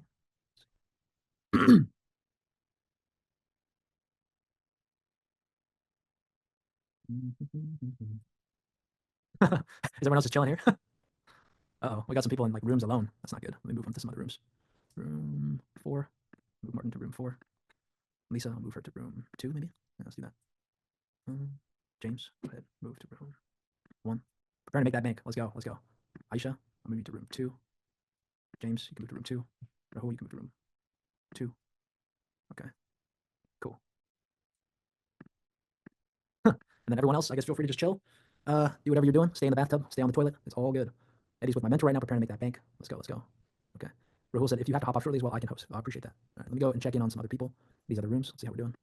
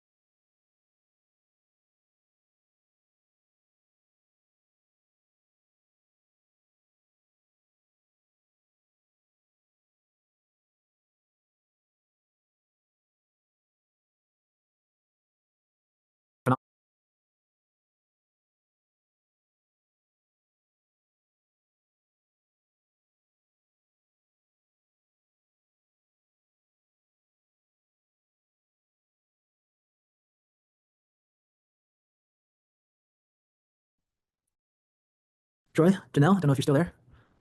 What's up? Martins Comel? Yeah, sorry, we just went out by accident. Can you join us again, please? Oh, no, you're good. You're good. You're good. I actually closed the breakout rooms. Oh, right. Okay. Welcome back, guys. MK, Simon, James, Troy, Teresa. What's up? What's up? Elias, hey, welcome back. All right, guys. I am going to probably end this call soon, but if someone wants to keep it going, I can actually make you host. So does anyone want to keep this going? And then, yes? I'm going to close up now, but what I want to say to you, Kai, thank you very much for making me come out of my comfort zone. For sure, man. You know, I tried, and I was getting some good comments. So, you know, I appreciate me being able to come out of my comfort zone, and hopefully, you know, you can host more of these so we can all grow together and build together. 100%, bro. Yes. And yeah, you did phenomenal. I came in to just check on how everybody was doing. You were hosting like a natural, dude. Definitely not natural. I was trying. I had to do you proud. You did phenomenal, bro. Seriously. Thank you. Seriously. It's hard, say that again, sorry. You're natural. No. No. I'm trying, but thank you very much. Hey, it's half 12 in England now, so I'm I've been on here since 6 o'clock with Kai. So you know, so I'm gonna have a break now. But thank you very much, and hopefully I'll see everybody soon. Yeah, bro. One last thing for you before you go. No problem. When people are complimenting you and like just put it in your heart, bro. Don't reject it. Just take it, because like if it's a spontaneous, unplanned compliment, that's a revelation of truth. It's not like a planned thing. So just put it in your heart and keep walking, bro. You got this. Thank you. I appreciate that. Thank you. Yeah, man. Yeah. So I think you actually did great as a host. He was actually saying that he doesn't have the capacity to do something on video, but it's actually the opposite. I think he really has good video personality, and he should try. Hey, you're making my man blush at 12 p.m. at 12 a.m. I really don't do camera. When I'm teaching children, I actually do. I actually love it, but in front of adults, for some reason, you know, I actually clam up. But as I said, it's a skill I have to build. And I used to do public speaking back in the days before I put myself before I used to do public speaking, and then what happened is something dramatic happened to me. Then from there, I kept myself in a toy shell. But I think this group here is going to help me to build my confidence once more, and actually, as I said, show the world what I'm able to do. Let's go. And I want that for all you guys. Definitely. Yes, I appreciate you. Thank you so much for hanging. And yes, I will see you guys in the community then. Does anyone want to keep it going? I can pass you the host, and then you can keep it going. But I got to dip out and get some. I also, Kai, I just want to say thank you to you for being on for so long and being so you know, committed to us too. You know, you're a really great host. So I've got a lot to learn from you. So you inspired me. So thank you very much too. Yeah, he's like the made in China Steve Jobs. I appreciate you, Elias, with the contact to come and everything too, right, guys? Okay. Thank you very much. Take care. I'll see you soon. Don't over here. Oh, you want to? Okay. We got 4 after next year. Let's go. All right, guys. Well, I'm gonna dip out. Thank you. Take care, guys. Bye. See you soon.